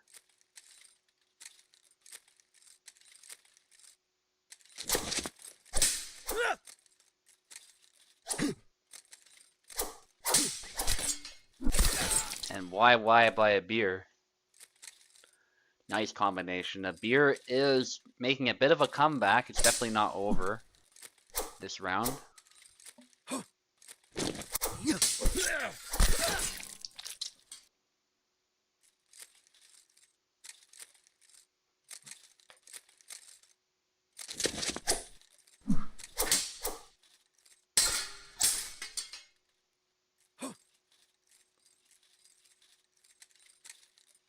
Yeah, he's still good to go. Maybe he had a brief pause or freeze there or something. But he's still good to go. He long guarded, so. Oh, they both hit each other in the head, but nobody died. I suppose that's fair. It would have been a double if it landed, so. But Oak is still able to take it. Very close match. A Beer holding up well, but Oak is just a little bit ahead.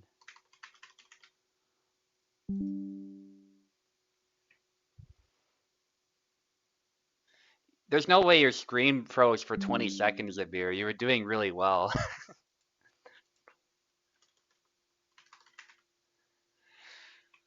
And I'm not sure if there's another host available, unfortunately, because, like I said, Tao is taking a break. Normally he would be the go-to, but...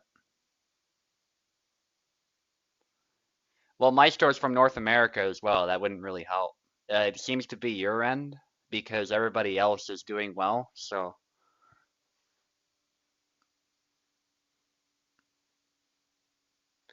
Yeah, it's not about ping, though, because the internet connection is pretty stable on my end, so it's whatever is going on your end is causing some problems.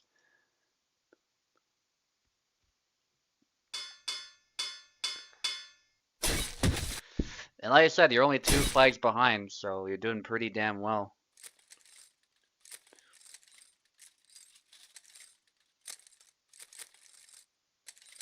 Hey, let's see what a Beer can do.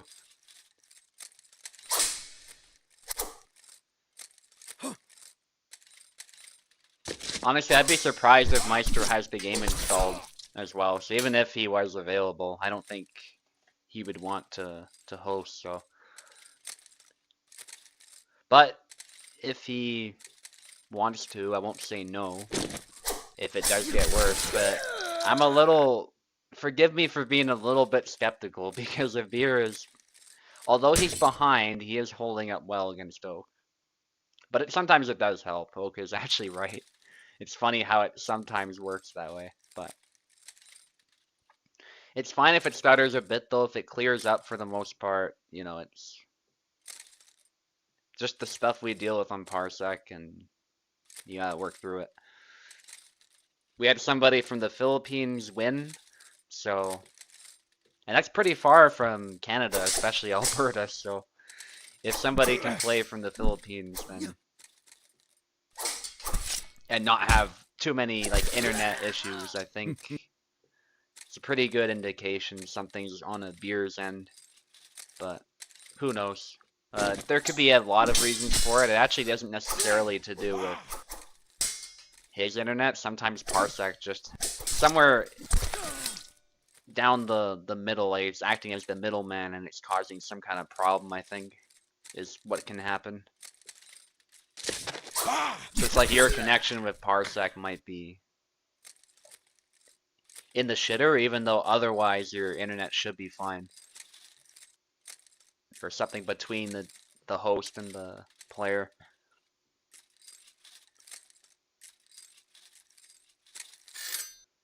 Yeah, but Oak's showing good sportsmanship, just waiting till a beer long guards and is good to go. So until a beer stops long guarding to confirm he's good.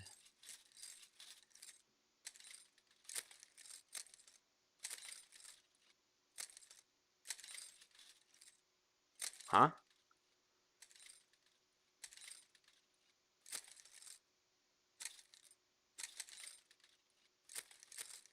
Okay, well just test out your inputs and let me know when you're good to go. Yeah, you could just rejoin a beer. Like restart Parsec completely.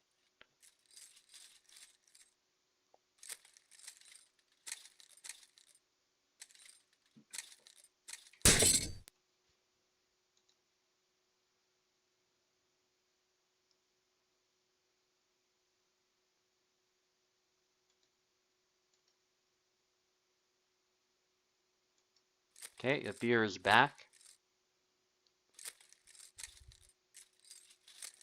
I can also restart it on my end too, but it seems to be working fine for Oak, so I'm not sure if that would do anything.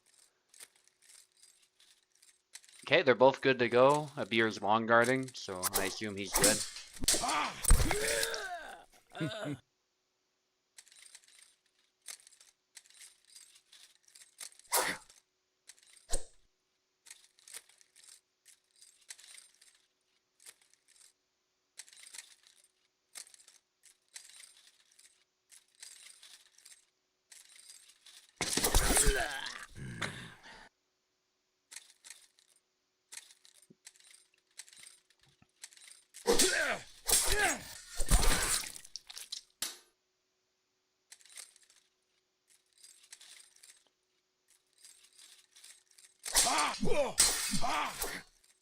Okay, nice exchange. Oak a little bit ahead still, but a beer putting up a nice fight.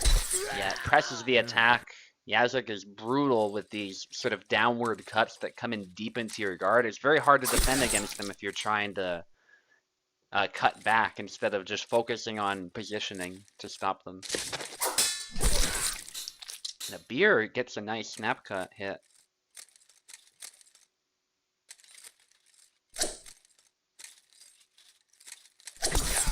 Yeah, that's one of the nice things about this game is that styles can vary across the same character.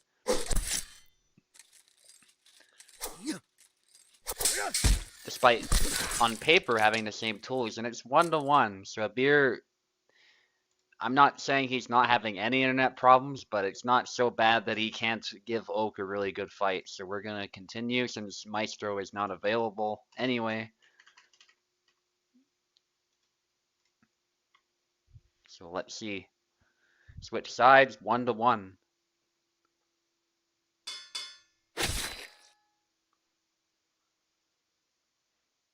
And what's a beer gonna use?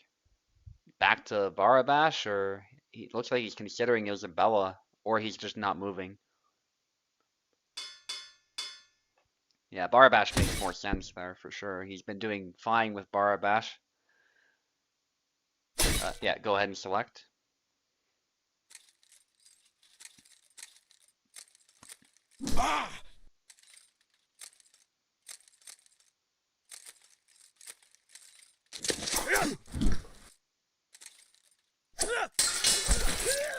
Nice hit.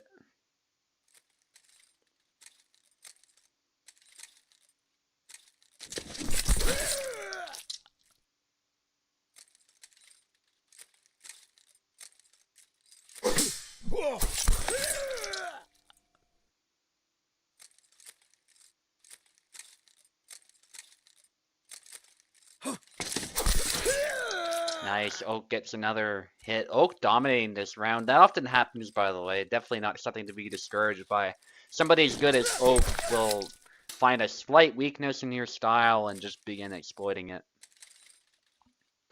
Even at the top level, a really good player against a really good player, you can have situations where you're just being walked all over.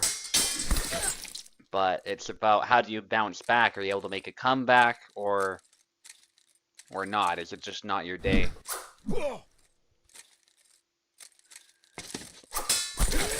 A beer definitely proving to be a force today, though, let that be known. Oak is having to lock in here to make his win convincing. Goes low, no kill. Chop attempt. As a beer, again, tries to bring on the pressure. Sidestep is able to force a favorable trade. Good explosive movement there. And takes the hand right off. Getting down to the wire now as Abir is making yet another comeback. But this time Oak takes a hit to the body, but Oak was able to hit a more vulnerable target, so he did end up winning the trade. Both of these characters are very fast saber characters, and you can see that in action right there as Oak goes straight for the snap cut as Abir tried to sidestep. But despite Barabash's explosive sidesteps, Yazik is about just as explosive when he moves forward like that. So it proved to be a really good move. You can sidestep the snap cut sometimes if you get the timing right, but it's very difficult. It's mostly about reading your opponent versus reacting to your opponent. Regardless of ping, Yazik is just that fast when he goes in those sort of quick bursts of speed. I'd say overall Barbash is faster when it comes to movement, but Yazik does have those quick bursts of energy and his fast cuts to fall back on to keep up with Barbash really well. And also a better guard as well. Barbash's guard is fine, but it's not remarkable. It's about average. Yazik's, on the other hand, is pretty remarkable. Abir is able to stop that cut by hitting the arm first. So the blade bounces off after being dropped. Might scratch you a little bit, but otherwise not a big deal. Gotta have some force behind that cut. Okay, Abir might have a small freeze again, but it should resolve itself like usual.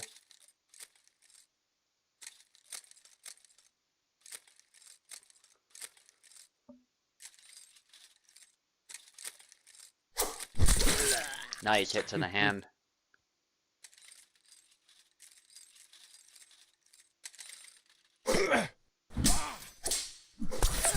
Upcut attempt, but there's a hit from Abir.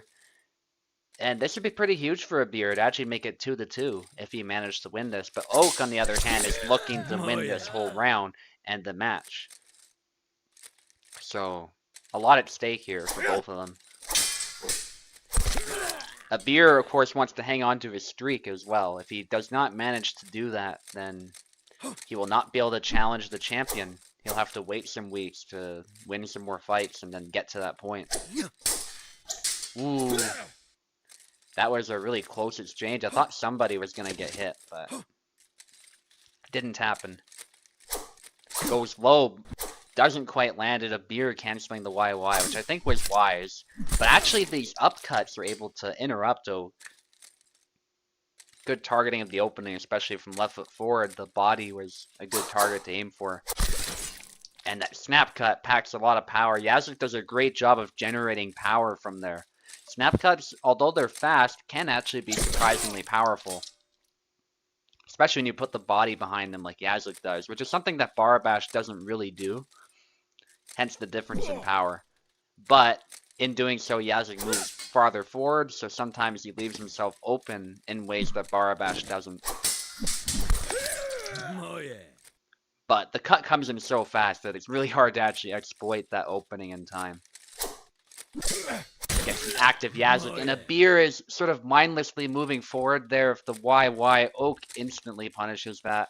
Oak is very good at that. If you think you can sort of just walk all over him and get away with a mistake like that, you are in for a rude awakening. But Abir tightens up his gameplay and does hit the hand, so we're down to the last round.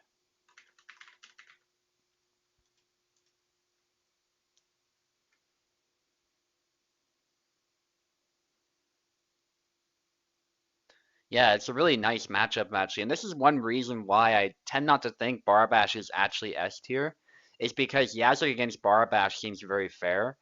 Unlike Yon versus Yazuk, where I think Yon tends to win out pretty decisively.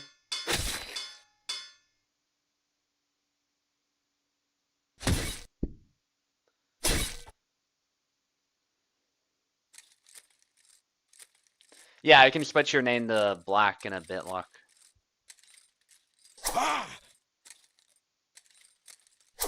Probably after this fight. It's a pretty quick change. The USFC champion title is typically below veteran Hajuk, but it's a very, very easy change to make for our USFC champion, who will get a bit of special treatment in that regard, and will be allowed to have the Black name. For defending the Izzy Horseman of Death title, he also deserves some props, so I'm more than happy to do that for him. That's a privilege only USFC champions can have, and you have to hang on to that title to maintain it. Double.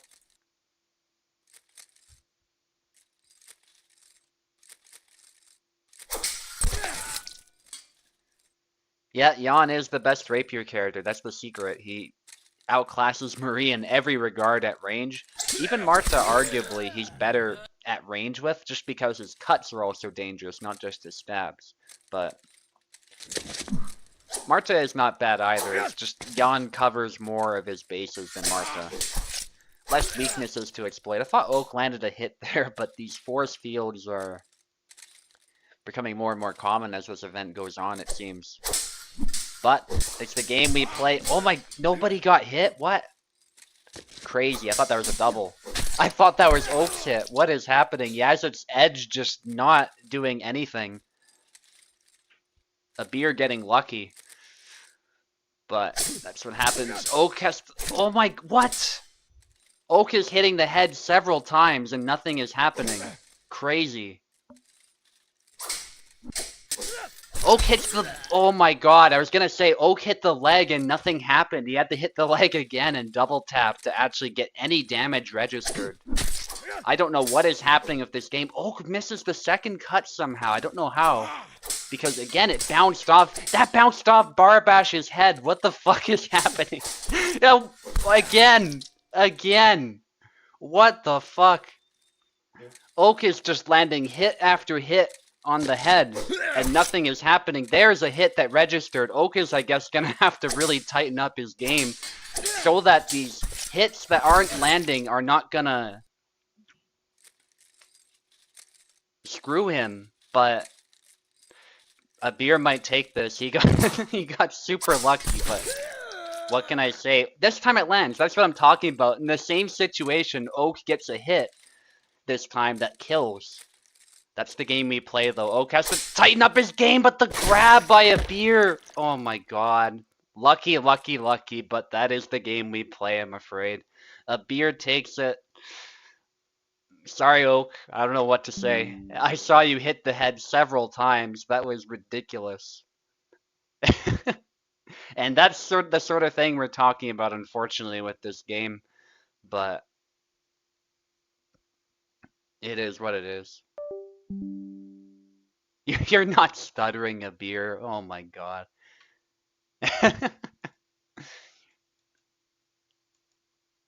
Anyway. Yeah, it's not even balanced. It's just Kupal's game is so messed up right now.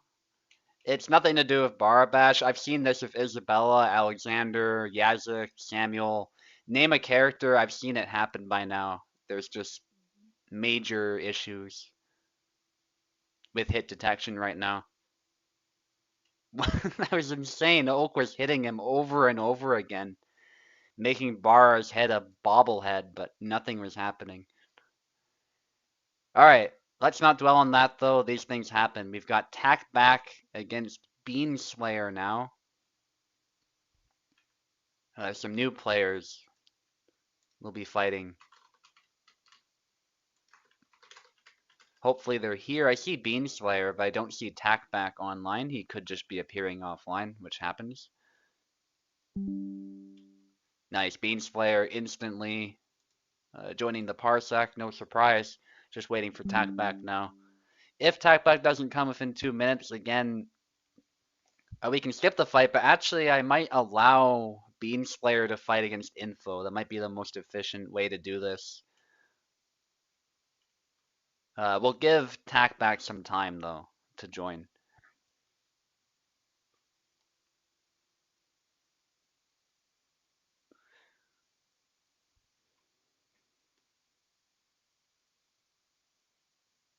Yeah, this is exactly why hosts are taking a break from the game. When stuff like this happens, it's not fun to play. Beanslayer disconnected. I'm not sure why.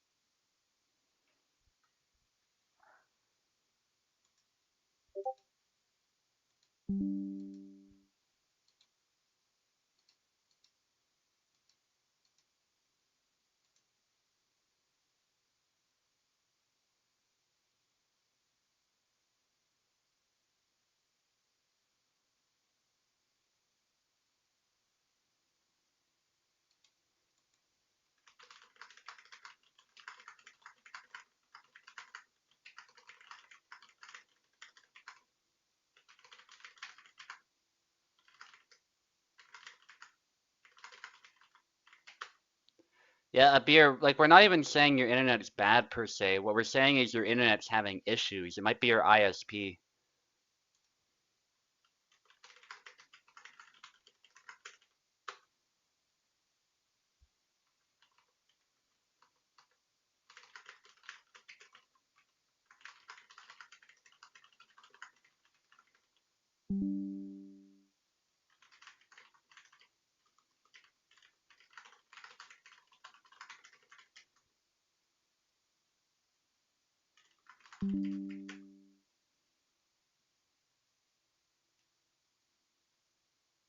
Yeah, I don't know. Something's going on your end of beer, and I'm not saying it's your fault, but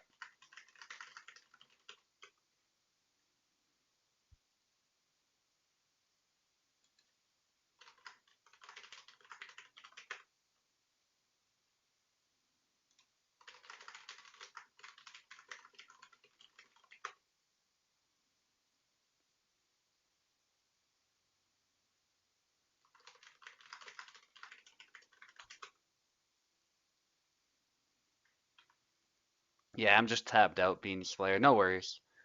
It looks like an error, so I don't blame you for assuming that it is.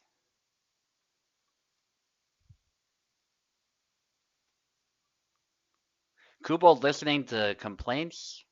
Are you crazy?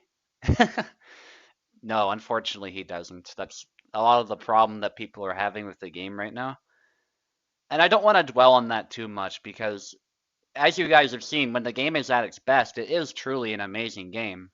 The animations are nicely mocapped, and there's just all sorts of great stuff that goes on with the game.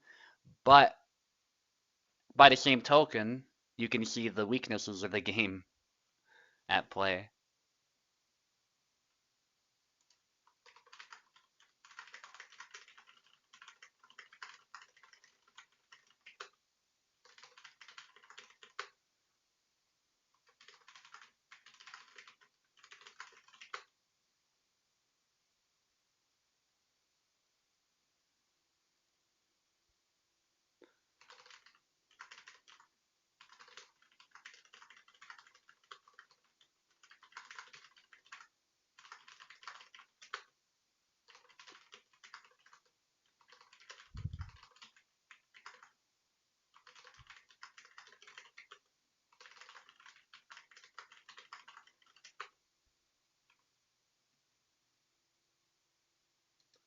Alright, sorry Bean Slayer, your opponent's not here. I think I'll just have you fight Info. Because I think Info's opponent will be away for a very long time. So I think the fairest way to do this, so you can stay in the Parsec. I'll just get Info to fight you. I think this will make the most sense.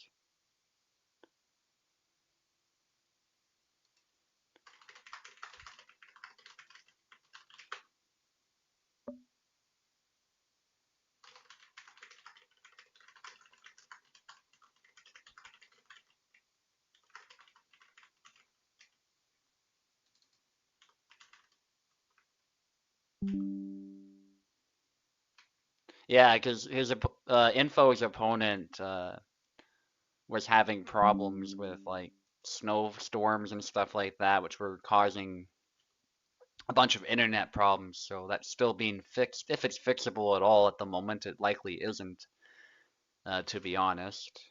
So we'll just do Info against Bean Slayer. And Tackback's not here, so we'll just skip that fight until he comes back and go to just that guy against First Saber after we've done Bean Slayer against Info. So Info will take the left side to start us off. Bean Slayer will take the right side. I'll set up the names.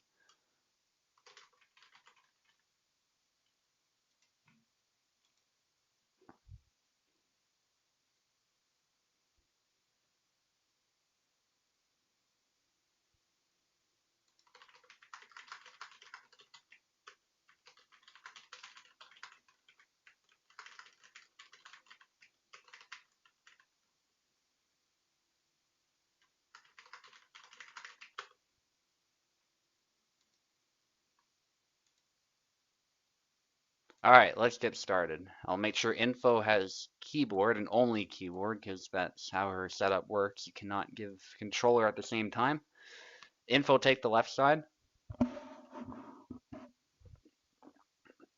Now Info is a Marie player, a very good one at that. She has put a ton of work into Marie, but unfortunately the current state of Marie, she's been having some trouble against the veterans, but maybe that experience will still allow for a win against Beanslayer. We'll see.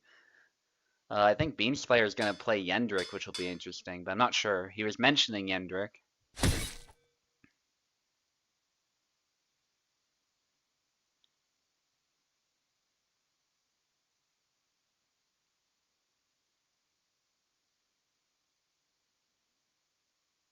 Uh, is Beanslayer not able to move?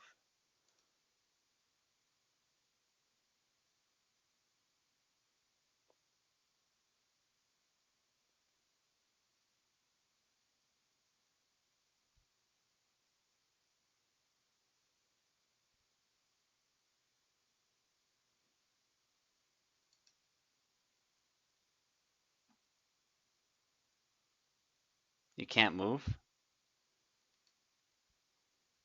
Are you on keyboard or controller?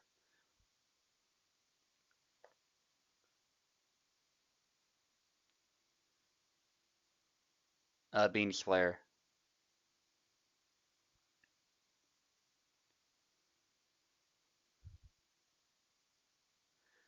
Are you on keyboard or controller though, Beanslayer? Keyboard. Okay. That might be why. Let's try this again. Strange though, because it looked like you selected somehow. But I gave you keyboard now, so you should be able to take the right side. Press 3 or something, I think it is, or 1 is it? 1 maybe? On the keypad?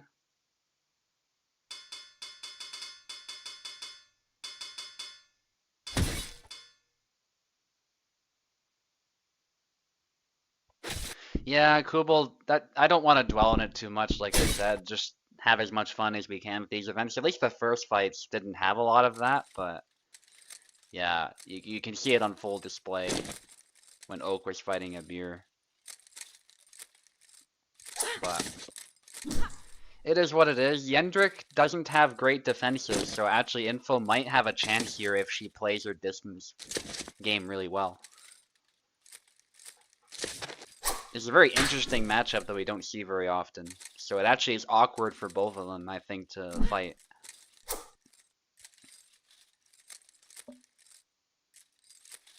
Info playing it cautious, goes to the leg. Gotta be careful of those chops though. Those cuts are not gonna do a lot of damage, because the rapier is not really designed to cut with. Goes for a thrust, stops short though.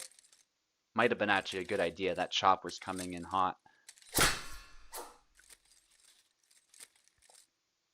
Both playing really cautiously, again, because they don't have much of a defense against each other's weapons. Once they The thrust comes in, Yendrik basically only has long guard. Maybe he can beat the blade, but it can be difficult. It's much easier to defend with a sword than it is an axe, at least in this game. There's ways you can use the Fokosh effectively to defend, but they're not represented super well.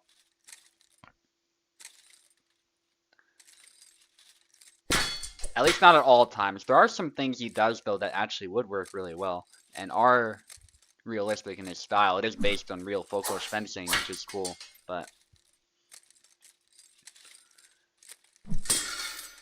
it is tough to make him work. Stab to the body. Info playing this with surgical precision so far. If there's any character Marie can beat, I'd say Yendrik's probably up there. So the matchup's really not so bad, despite Marie on paper being weaker. But if it becomes a brawl like that, Yendrik will win. You really don't want to get that close with a rapier against the Fokosh. Jump.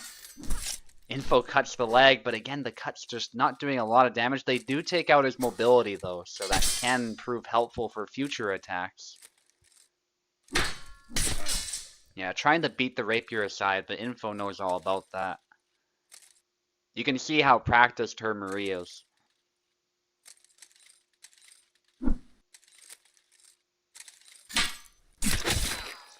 But there's a chop. Still, Beamslayer able to score some flags. It's definitely not one-sided. Although I do think Info is controlling the flow of the fight a bit better. Cut to the leg.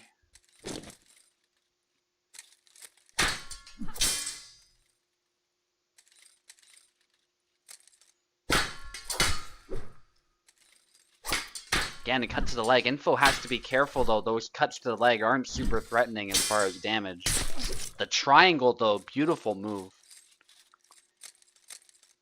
Without long guard, Yendrik does have a hard time defending against those, so... Played well, Marie definitely does have a shot. Despite being weaker overall in most matchups. Yendrik actually does better in more matchups than Marie does, but...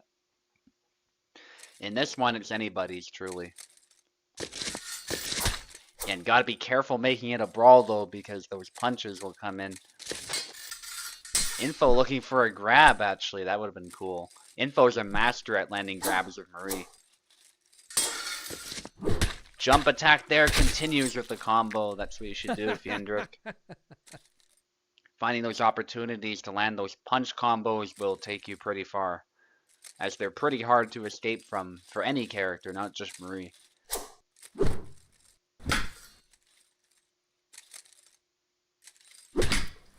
Ooh, no damage there. Now, sometimes, obviously, with Yendrik, that is happening because he's hitting with the half of the weapon, not the axe head, but that one I'm not so sure, to be honest. I think that one was hitting with the axe head, but I'm not sure. I'd have to play that one back, but regardless, Beamslayer doesn't have much to complain about because he did get the kill anyway. Info basically having to defend with distance here, as that axe will crush through her guard otherwise, like so. And actually, it's an even fight now. You can see the weaknesses of Marie at play here. Despite Yendrik's lack of defense, he sometimes is able to just overpower that rapier.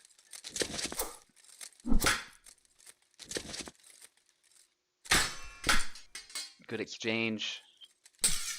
Pairing with long guard. Good usage of that this time. Definitely crucial in this matchup. But a stab to the body. Good distance management by Info. And I like that both fighters are actually respecting each other's weapons. Even though on paper Marie is weaker once more, those stabs are still, if you run right into them, you're still at risk of being killed outright. It might be a bit of a gamble with Marie, but it's still very possible to get a kill. No rematch. We're switching sides.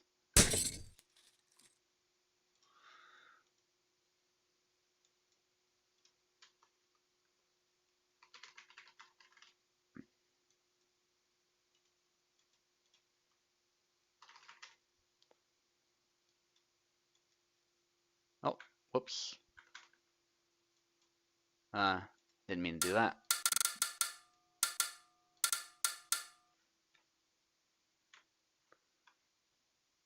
Okay. Bean Slayer should be on the left now. Info on the right. Beautiful. Same characters as well. Yeah, very interesting matchup. And actually very tough for both of them.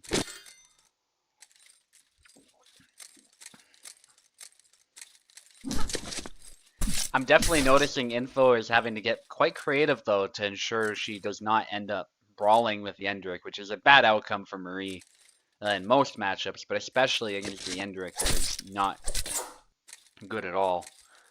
Those cuts not hitting super hard, but they at least do take out mobility, so it can limit Yendrick's spacing game. There are some moves Yendrick could use here to try and close the distance faster, but you're essentially being limited to them, even if you find them. And Info knows about them by now, being an experienced player who has actually dabbled in Yendrick a little bit. And I love how Info is torturing her opponent before stabbing the body. She could have done that earlier, but was like, no, I'm gonna cut the leg a bunch of times first. It still worked out, though. Ooh, some taunting by both of them. But Info knows how to taunt as well. You don't want to mess with that. Opening the body right up. Marie's already pretty open to Yendrick's moves, though, to be honest, so. Okay. Is Bean Slayer having some lag, or what's going on? Info's still good to go. Hence the long guard. Long guard if you're good to go, by the way. That's the signal we use.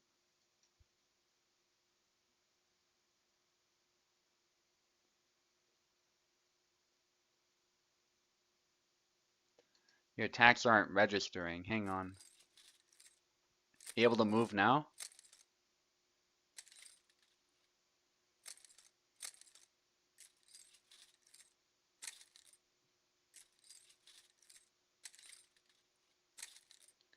Maybe try rejoining the parsec. That might help. Your mouse inputs. You only have keyboard. You don't need mouse. You have keyboard controls.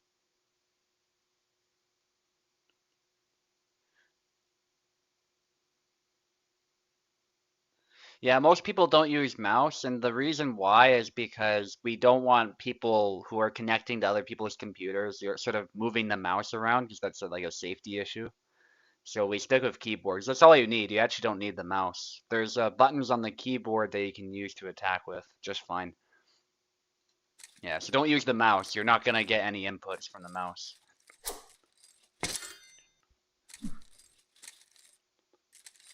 Alright. I'm glad that's what was going on and not like some kind of technical issue. They're both doing the same sort of taunt there. Trying to provoke each other. Info's an experienced opponent though. You gotta be very careful doing stuff like that. She's not gonna bite from non-threatening sort of... or not non-threatening looking positions that are clearly a bait. I still appreciate that Bean Slayer's trying that type of stuff. It's a bit more advanced, but advanced players know full well you don't really want to punish those too often because you will be punished yourself for trying. So Info's not going to bite. Unless she's absolutely sure there's some kind of opening that she can exploit quickly enough.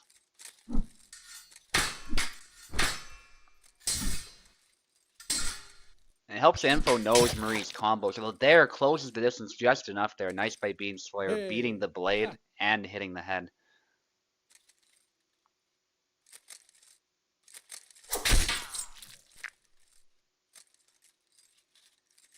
Nice hit.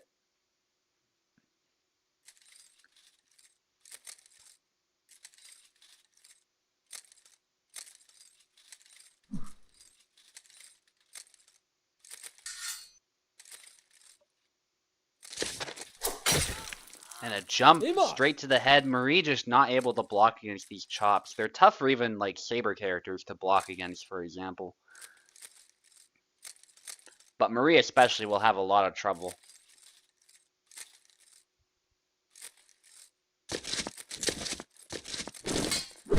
Nice usage of the dashes by Info, but only lands a cut, not a stab. which might have been a little bit of a mistake. Stab to the thigh there, almost the groin, but no kill. That is a dangerous place to be stabbed, by the way. In reality, there's a femoral artery right there.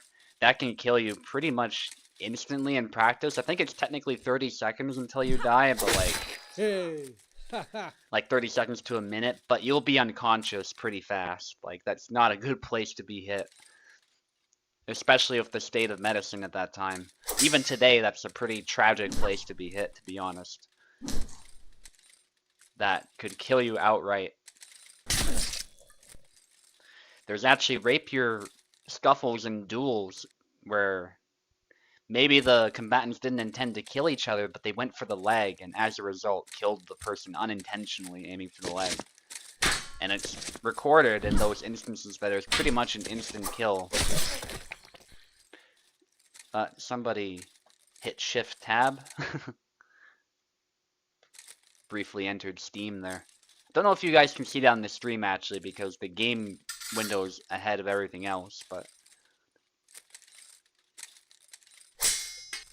that is what briefly an info the axe bounced off the head. Oh my gosh. A little bit lucky there. I think there's some lag going on, so just long guard when you're good. Alright, beautiful. Yeah, these things happen. But as you can see, it happens with any character you can think of at random times.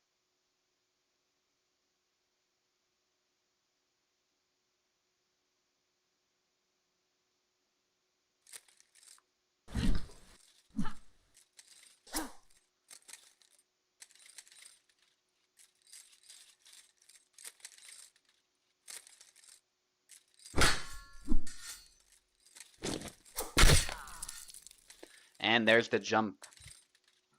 Nice move there. 1-1 actually. Nicely played with Yendrick.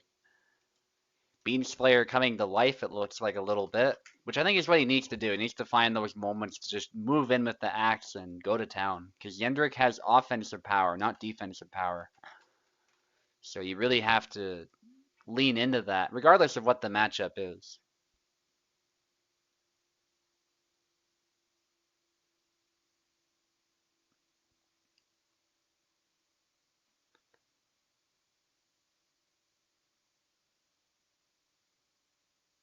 Okay, switch sides again. Info will take the left.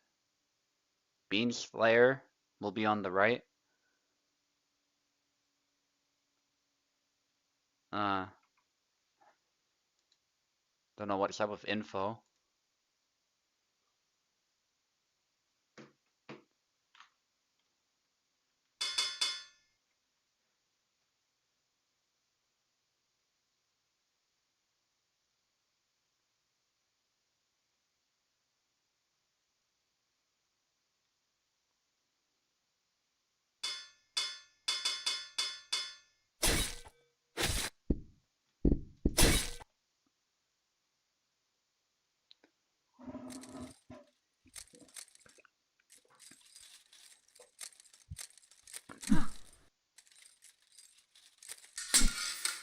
Info going for a stab. Runs him right through. Nicely done. If Marie could do that more often and more reliably, because sometimes she'll hit the point and the game will count it as a graze, it'll do like partial damage. If Marie could do that more reliably though, she would be a strong character for sure. Because those stabs, when they do land perfectly, they are pretty nasty. Problem is they don't always land that way. Sometimes cuts just delete them. And the same is true for Yendrick. If Yendrick finds a moment to disrupt Marie's rhythm, it can work pretty well. Stab to the hand this time.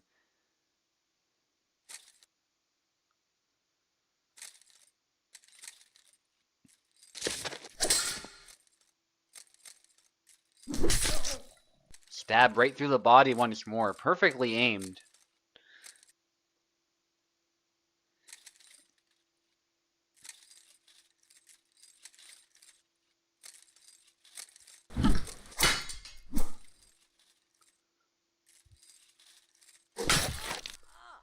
Nice hit. Hey! Ha! Yendrick cheering there. Almost sounds like a psychotic child,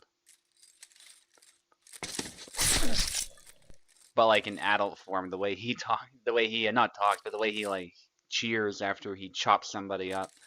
Kind of scary stuff, actually. I won't lie.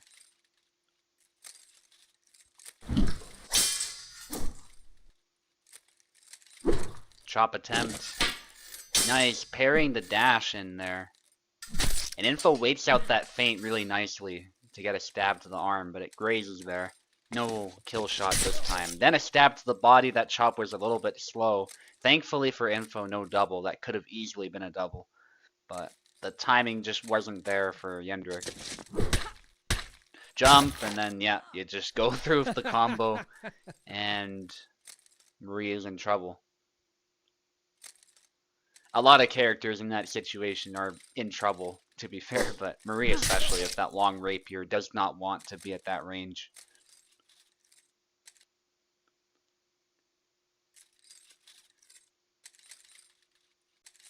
Beanslayer's not doing too bad against such a good opponent as Info. Make no mistake, the character might not be optimal, but the skill on display by Info is definitely there.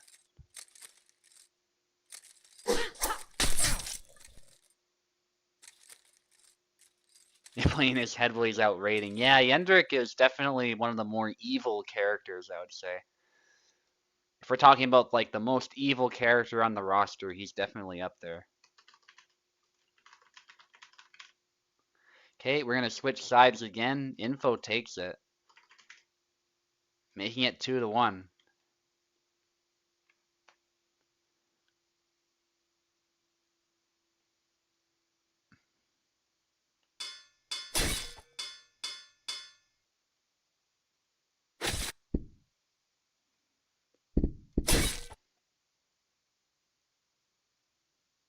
Oh, of course, yeah, he's a character who's loved by many, but nevertheless, definitely not the most moral of characters. That was a nice combo by Info, it has to be said. Beat the Axe's side a little bit with that cut, landed hit to the arm, and then, although the thrust looked kind of wavy, it still hit the arm, and finished him right Hey! off. Ha!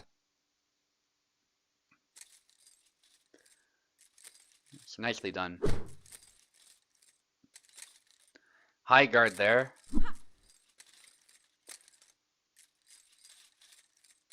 Holds high guard. Although it does present an opening, it is a pretty threatening chop that you have to deal with. That was nice movement by Info to get out of the way. And I like what Info's doing, just playing it simple, letting Yendrick whiff instead of opposing the axe too much, and then running him through. That's how you gotta play this matchup. Especially if a long rapier like that. Showing masterful use of Marie. And goes for a grab. Info's brave like that. She will sometimes try to grab you. But good grab defense by Beamslayer. Love the dash back and forth to confuse him too. Ooh, and Info makes a bit of a Hey! mistake Ha there. A ha! little too overzealous on the dashing in. Getting into Beamslayer's effective range and losing.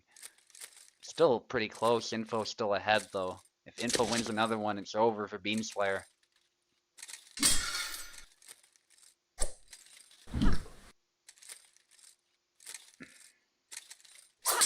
Goes low, blocked. Nice usage of long guard. Nice, hit the top of the axe there, which actually makes sense that I would block that, because that is how you defend with the Fokosh. If you watch Russ's videos, that is what you do. You use the top of the axe head to parry the sword. You don't use the half of the axe head, because that puts your hands at risk. So he's using the axe head exactly how you would want to use it in this sort of a fight. You can use it to oppose cuts, not just Hey! stabs. Ha! And it makes sense too, that's where all your weight is, right? So you have to, if you use it just right, you have the most leverage there too.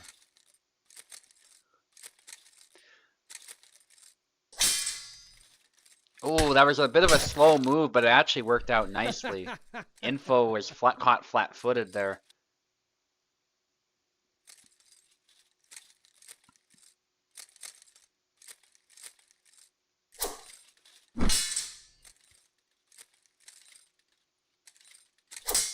chop just out of measure. Info was able to parry a bit of that too by moving back to where her body wasn't in danger. The triangle, but from too close, and there's a nice punishment.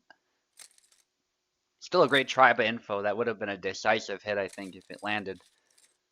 But a little bit too close. Low cuts there, trying to provoke something from Yendrik. Hits the leg this time. No kill.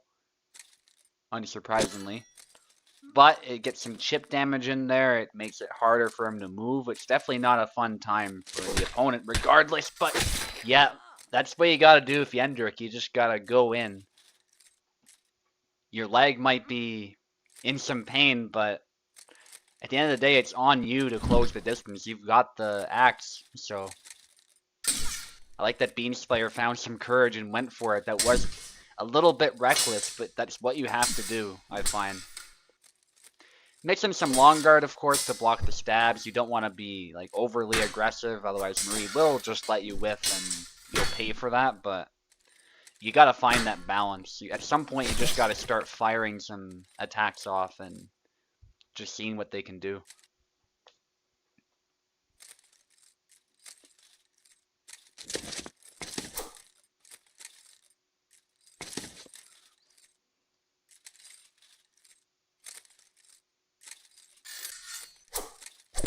Ooh, nice exchange actually between these two, but Info is able to eat that attack with the hilt of her rapier. Most of the hand protection is, and stab. It would definitely rattle your hand, but it wouldn't kill you, so. Meanwhile, the running through the body, that probably would. And nice usage of the jump, landing on Info. It's actually 2-2.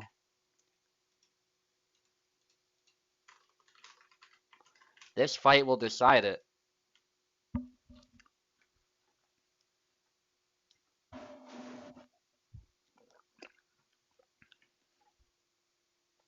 Okay, switch sides again. Info on the left, Beanslayer on the right. This is the last round, no matter what happens. Both are sticking to their chosen characters, which makes sense. They're both doing pretty well.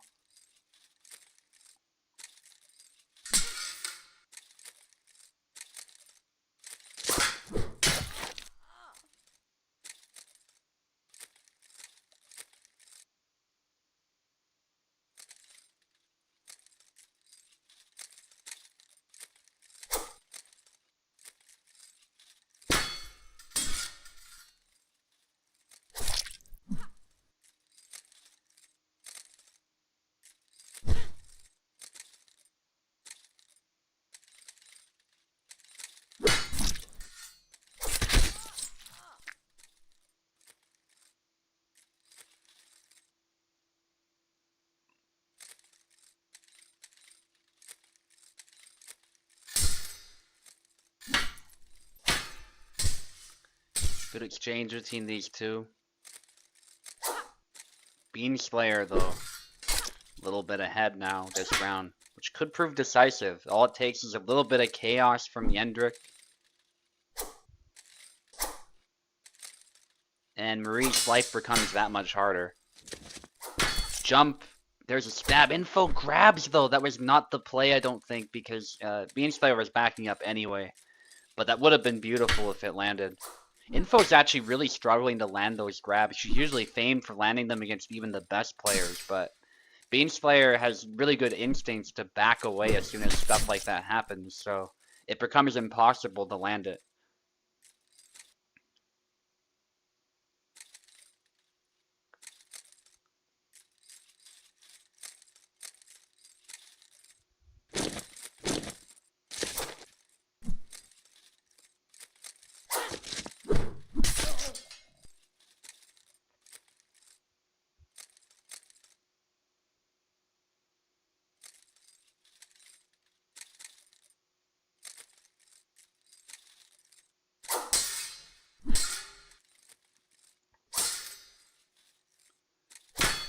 For a chop, there's a stab to the body. Actually a really intense fight.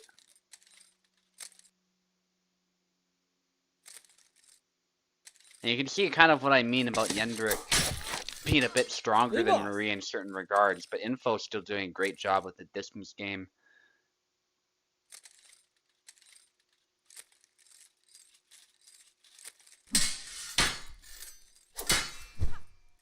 Ooh, triangle out of measure, but Info with a quick stab to the arm, still managing to take it there. Quite a few twists that round, but Info gets it in the end. Trying to stab through the long guard. There's the jump, and I'm not sure if that hit or not, to be honest. I'm pretty sure that hit. I'm like 95% sure that hit. But I don't know, maybe the guard blocked some of that. I still think that should have stunned Marie at least, but I don't know. I don't know. Info's still ahead though. I mean, again, I'm glad a lot of these are not really like influencing the fight too much. It's just the Oak versus a Beer one that really, I think, was causing issues. The trend this round is that overall is that Info is ahead. So yeah, no, it does suck though when you're the one throwing the attack and then the attack goes into the void somewhere. But what can you do? It's up to Kubel to look at those and fix it.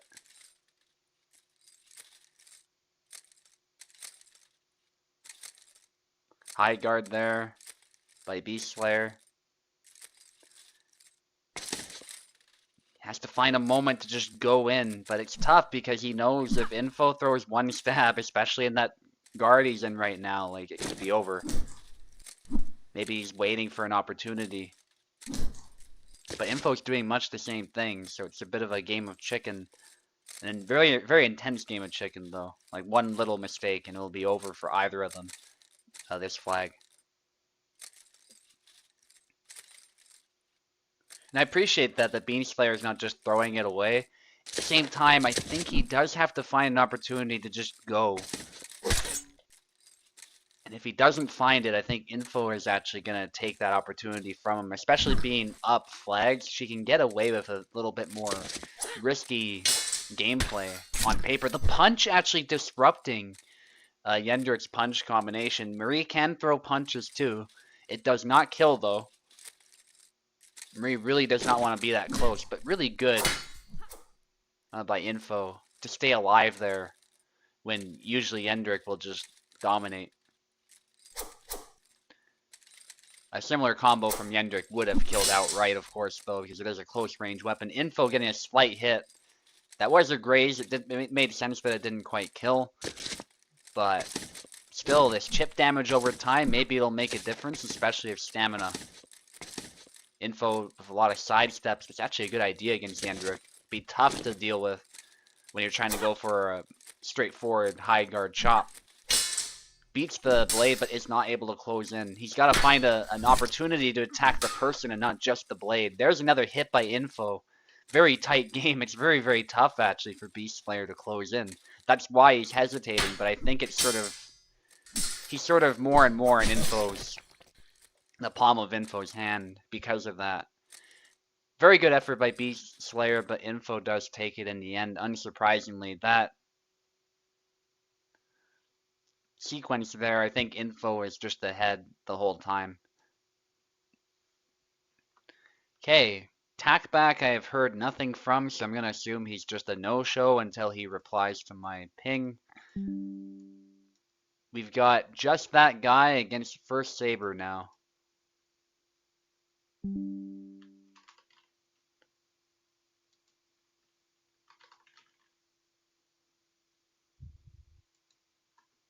I don't know if the hats are part of it, to be honest. They could well be the hit detection nonsense, but they shouldn't be causing any problems. There's no like armor or thick clothing mechanic in this game, at least for the regular versus fights. But nevertheless, they could be causing issues with like the hitbox or something. Who knows? It's actually a fair question because there are games sometimes where the headgear actually will influence the hit detection. So,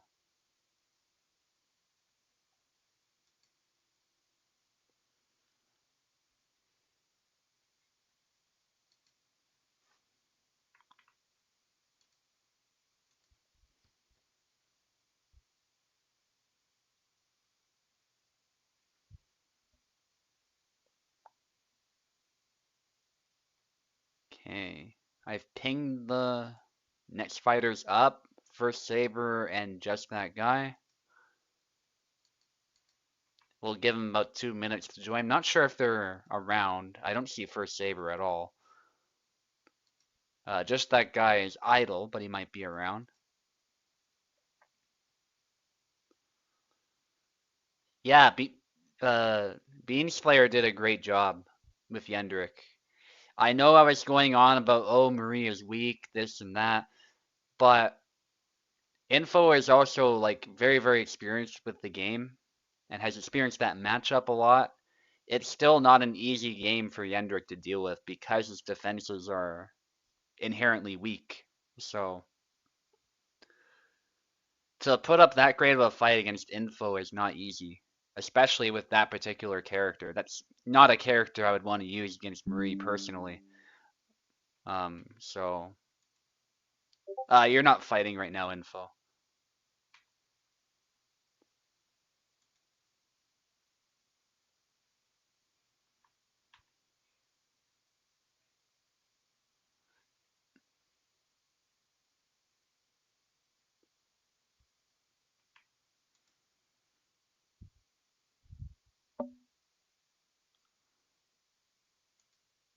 Okay, looks like first Saber is here. Info's trying to connect for some reason. I don't know why. You're not, you already finished your fight, Info.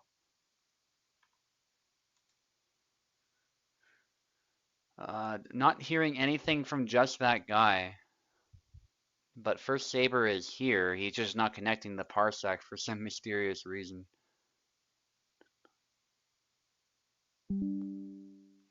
What? Info, you're not playing.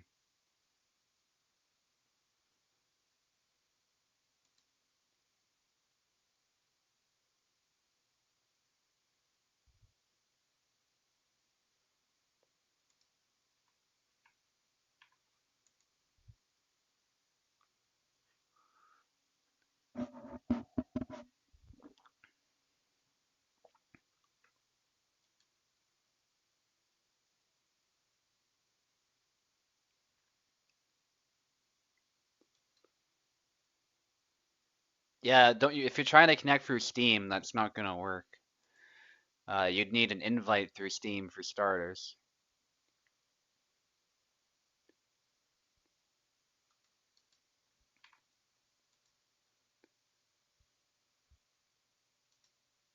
Yeah, it actually was a cinematic. He's connecting from your PC. Okay,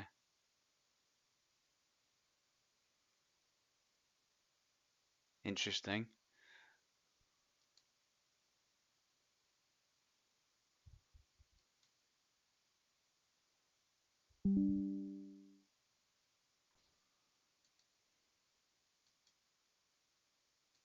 Okay, regardless, your opponent is not here.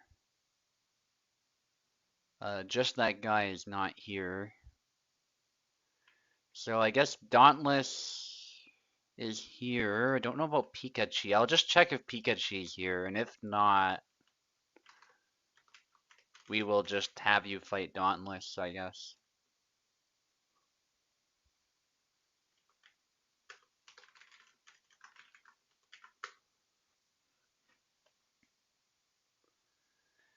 And if Pikachu's not here, we'll just wrap it up after that. Because there's no point in waiting any longer. We don't have any other fights we can do, so. Give Pikachu a little bit to respond, about a minute or so. Pikachu should be pretty much ready to go by now, so. And Pikachu has a history of sometimes just mysteriously disappearing, so that's the other reason I'm trying to get this out of the way. If Pikachu's not here, probably won't be here for a while, so.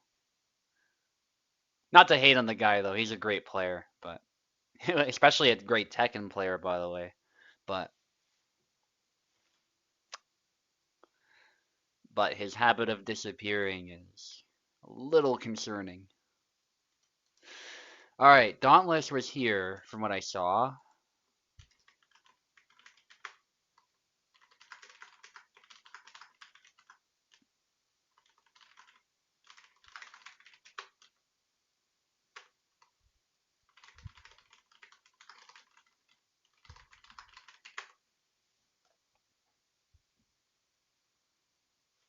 Okay, and I'll edit the fight card to reflect that, because we have a bunch of fights we're just canceling, it looks like.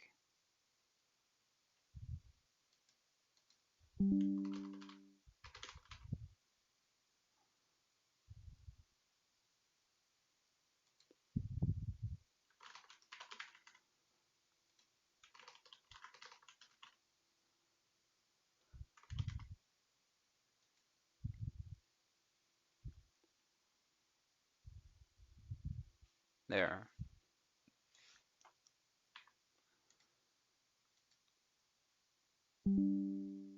Keyboard, alright.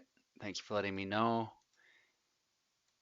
Do you need keyboard first, Saber?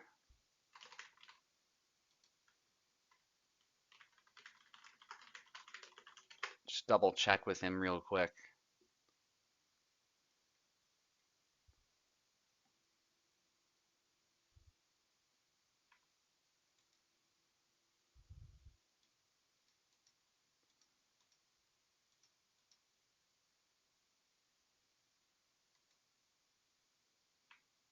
Max, okay.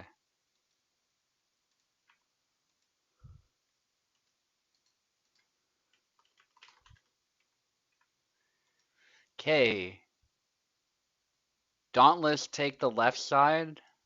Max will take the right. That's what he wants me to call him, so I'll just put Max here in the names, and we can get started.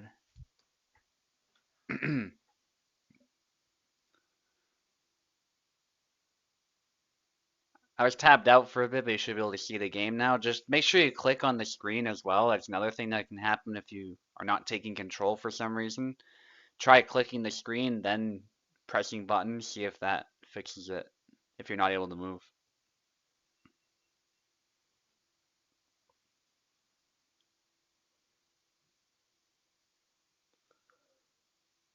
Uh, Dauntless seems like you can't move.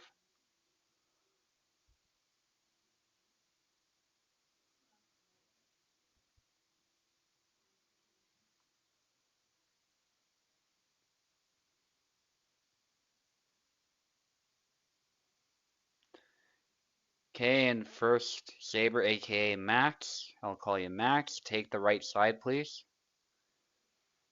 Said he has keyboard.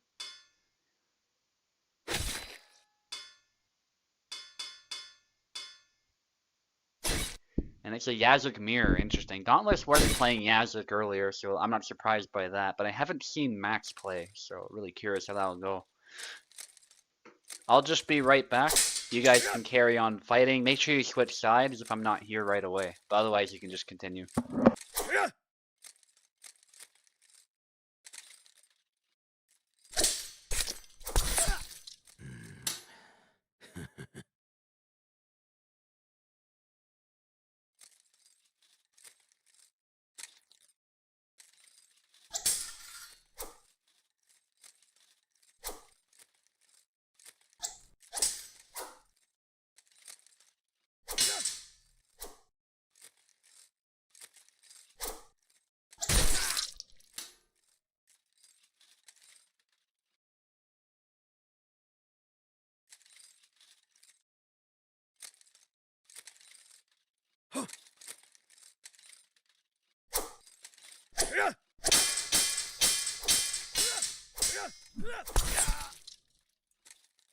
Moje.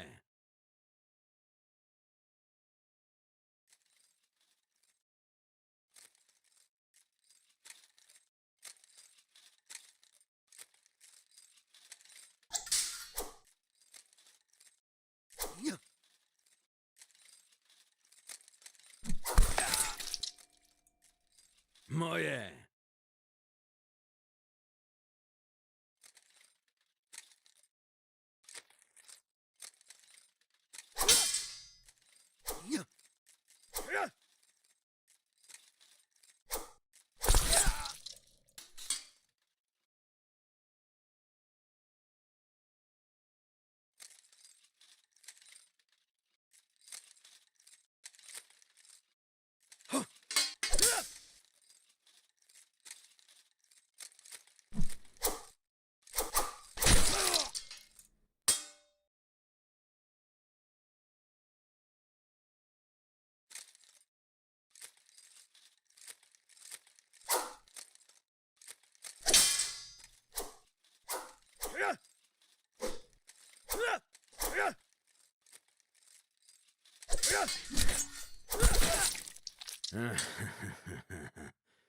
Moje.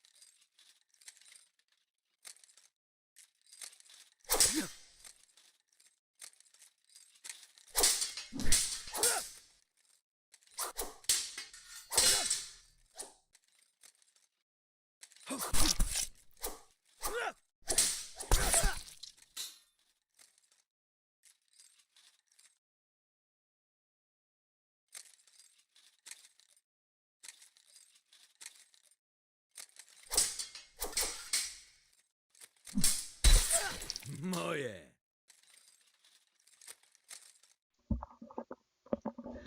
Okay, I'm back. So far, a pretty close saber fight between these two, both going with Yazuk. No idea who's gonna win this one. Dauntless is probably a little bit more experienced, but they're both relatively new to the game, from my understanding. Dash is in there. Not quite getting a hit. What I will say too is I know I mentioned issues with the game and all the rest of it. I find when the characters are mirrored, that's usually where you get the best fights because they all have the same tools and it's like most of the time when something goes wrong, it's kind of on you because you have the same tools, but it depends. So like this Yazuk on Yazuk fight is actually looking pretty clean right now. But Dauntless is able to find an advantage there, making it 1-0. Max, switch sides. You're on the left now. Dauntless will be on the right. I'm just switching the names, so tabbed out for now, then you can switch. Max, go ahead and take left.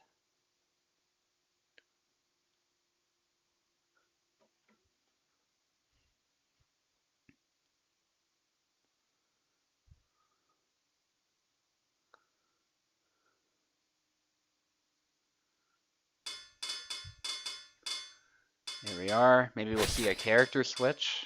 Or are they gonna? No, they're gonna stick with Yazuk. Hopefully, I have the names correctly. We've had some players not switching sides in a previous fight, so it made it a little bit confusing. But I think I've got them right. Just let me know if you guys didn't switch sides. It's not that big of a deal, but it is preferable if you do switch. And there's a flag for Max.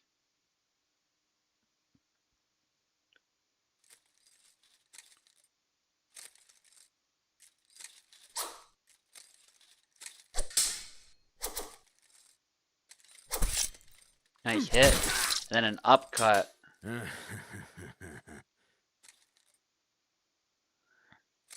Dauntless taking a flag.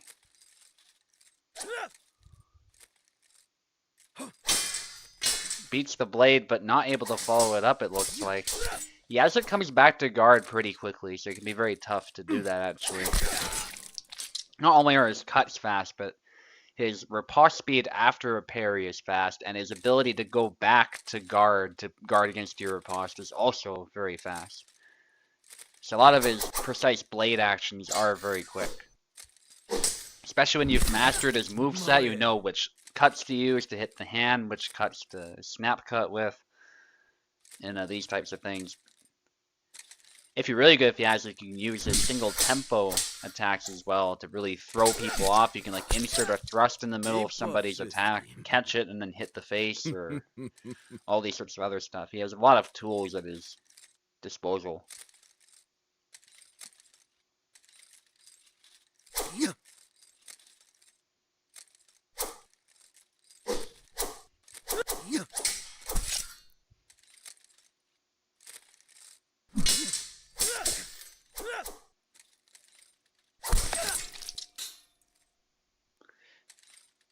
Yeah, so Clemino says he might actually be able to announce on March the 14th. That'd be cool.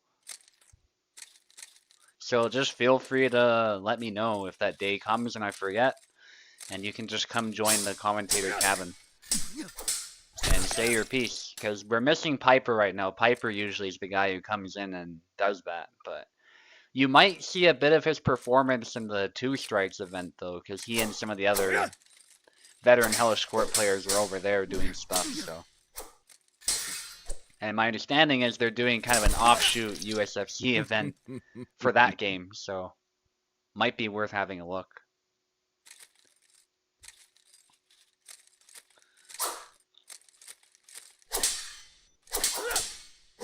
Another even round. They're both playing this pretty well. Dauntless is looking for that clean punish, but does take a hit. And there you go, Dauntless able to get an advantage. Let's see if the trend continues and Dauntless gets some back-to-back flags to secure the round again. Ooh, nice. So he tried to parry that riposte there, but Max picked a really tough angle to defend, it looks like. And he wasn't quite able to bring the sword in the right spot. Which can happen. Sometimes the auto guard will get overwhelmed, depending on the situation. Ooh, did a taunt there, but was called out immediately. That was good by Dauntless. Taunting in measure is very risky for that reason. It's better done out of measure. Stab through the neck there. And that's another victory for Dauntless. One more needed, and this fight and the event might be concluded at that point. But Max has been doing pretty well too. For a novice, it has to be said. Dauntless just seems to be that little bit more experienced, and that's just making a slight difference. Dauntless will be left this time. Max on the right. Okay, Yendrick now. Inspired by some of the Yendrick play we saw, this could either end up an easier fight for Yazek, or it could actually become harder because that axe hits like a truck. Yendrick has some weaknesses, but you have to mind the fact that your auto guard might not stand up to that weapon very well. That was a nice hook of the sword, which is something Yendrick can do with his axe, but it is tough to pull off. And now he's tired. There's the chance. Yep. Takes it. Very good spacing by Dauntless. You really have to space Yendrick to make sure you're not hit by that axe head. I think Max was just a little bit too slow on the follow-up to that hook. It's also, again, like I said, a tough move to pull off. So it is what it is. Good sidestep. Very good idea against Yendrick to get off-center as well. To land a hit of your own and get out of the way of that chop. Yendrick has ways to try and counter that, but that's up to Max to figure out what the correct move is. This time Max definitely hit with the haft, so sometimes that will stun you and sometimes that won't. It's not ideal to hit the haft, you really want to hit the axe head, and that's one of the tough things to manage with Yendrick as well, is to make sure that axe head is hitting as much as possible. And that just comes with experience. Often he can just brute force his way through anyway, but can be difficult. The high guard was beautifully countered, moved off to the side, and got close enough to where the axe head probably was not going to land anyway. But eating that to the head still would have sucked, so it was good to move around like that. Max does score a hit, but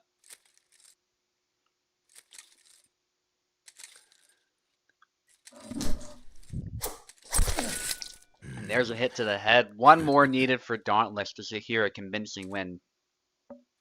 And you can kind of see why many people regard Yendrick as a little bit weak. It's like he doesn't really have much once his offense is stopped, or avoided at the very least. Oh, he didn't counter quickly enough there. He had a kill shot lined up there if he continued that punch combo, but he didn't. And again, that's just an experience thing. You learn as you play Yendrick. You just press X again and again until you get the kill when you get the elbow like that. The strike with a haft like that. all you gotta do is keep pressing the attack button and you will get the kill. But was a little bit too slow, and Dauntless is able to take it. Still a good fight, especially the Yazuk mirror was very good. And with that, I think I'll end the event because I don't see any of the other fighters. They haven't even responded, so I don't have any reason to assume they're here. So I'll just delete those fights off the fight card and record the ones that actually did happen.